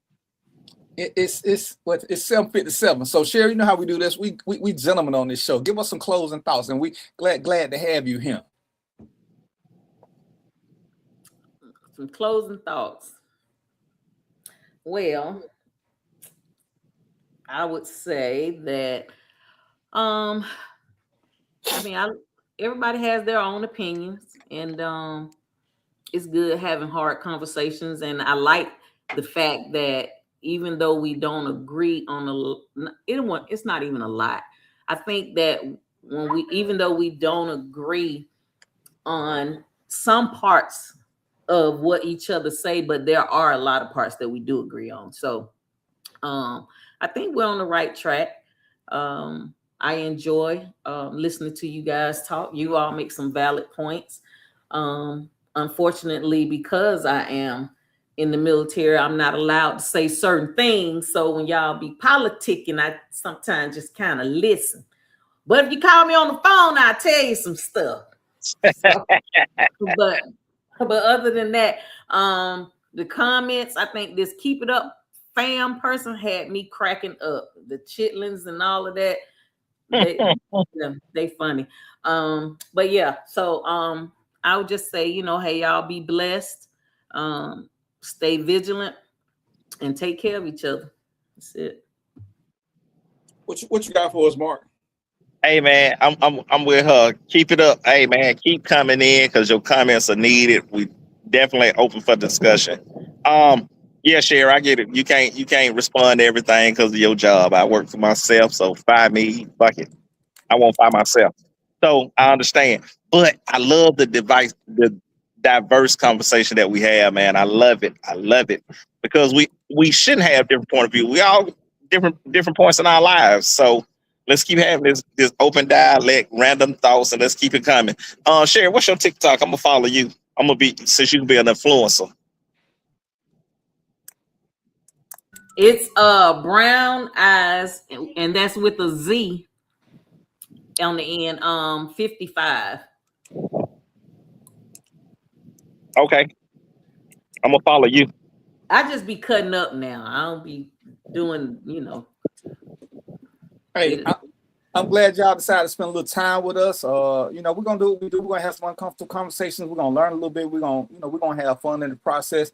If y'all got something y'all want to talk about, feel free to inbox one of us, or and we'll make it happen. Like I said, we're gonna talk about some more finances. We're gonna have some financial plans, but we can't keep doing the same old and complaining and not having solutions. Anybody, one of the best lessons I learned was one of my clients told me, Darren, don't come to me with a complaint. If you don't have a solution, keep it to yourself, because everybody can tell me what's wrong. Can't nobody tell me how to fix it. I'm tired of hearing people tell me what's wrong. So we try to come up with ways to fix certain things. That's the whole point of this. And having so many different perspectives, because it ain't one way you can fix it. Something should resonate with somebody, and you pick the way that work for you. Secondly, again, remember, you can't save everybody. Pick the ones who want it and work with them. Trying to save everybody is going to make you tired. It's going to make you feel like you're losing, because you can't save the ones that don't want to be, and it's okay. Just go with the ones that do want to be. And last thing I'm going to say is, remember, freedom of speech is not without freedom of consequences. So be careful what you say, because words come with action. I don't care what the Constitution say. They be able to stand 10 toes down. So y'all know what it is, right? Until next week. Oh, y'all can't even see me. Until next week, peace, popcorn, and chicken grease, and I'm out. Next week.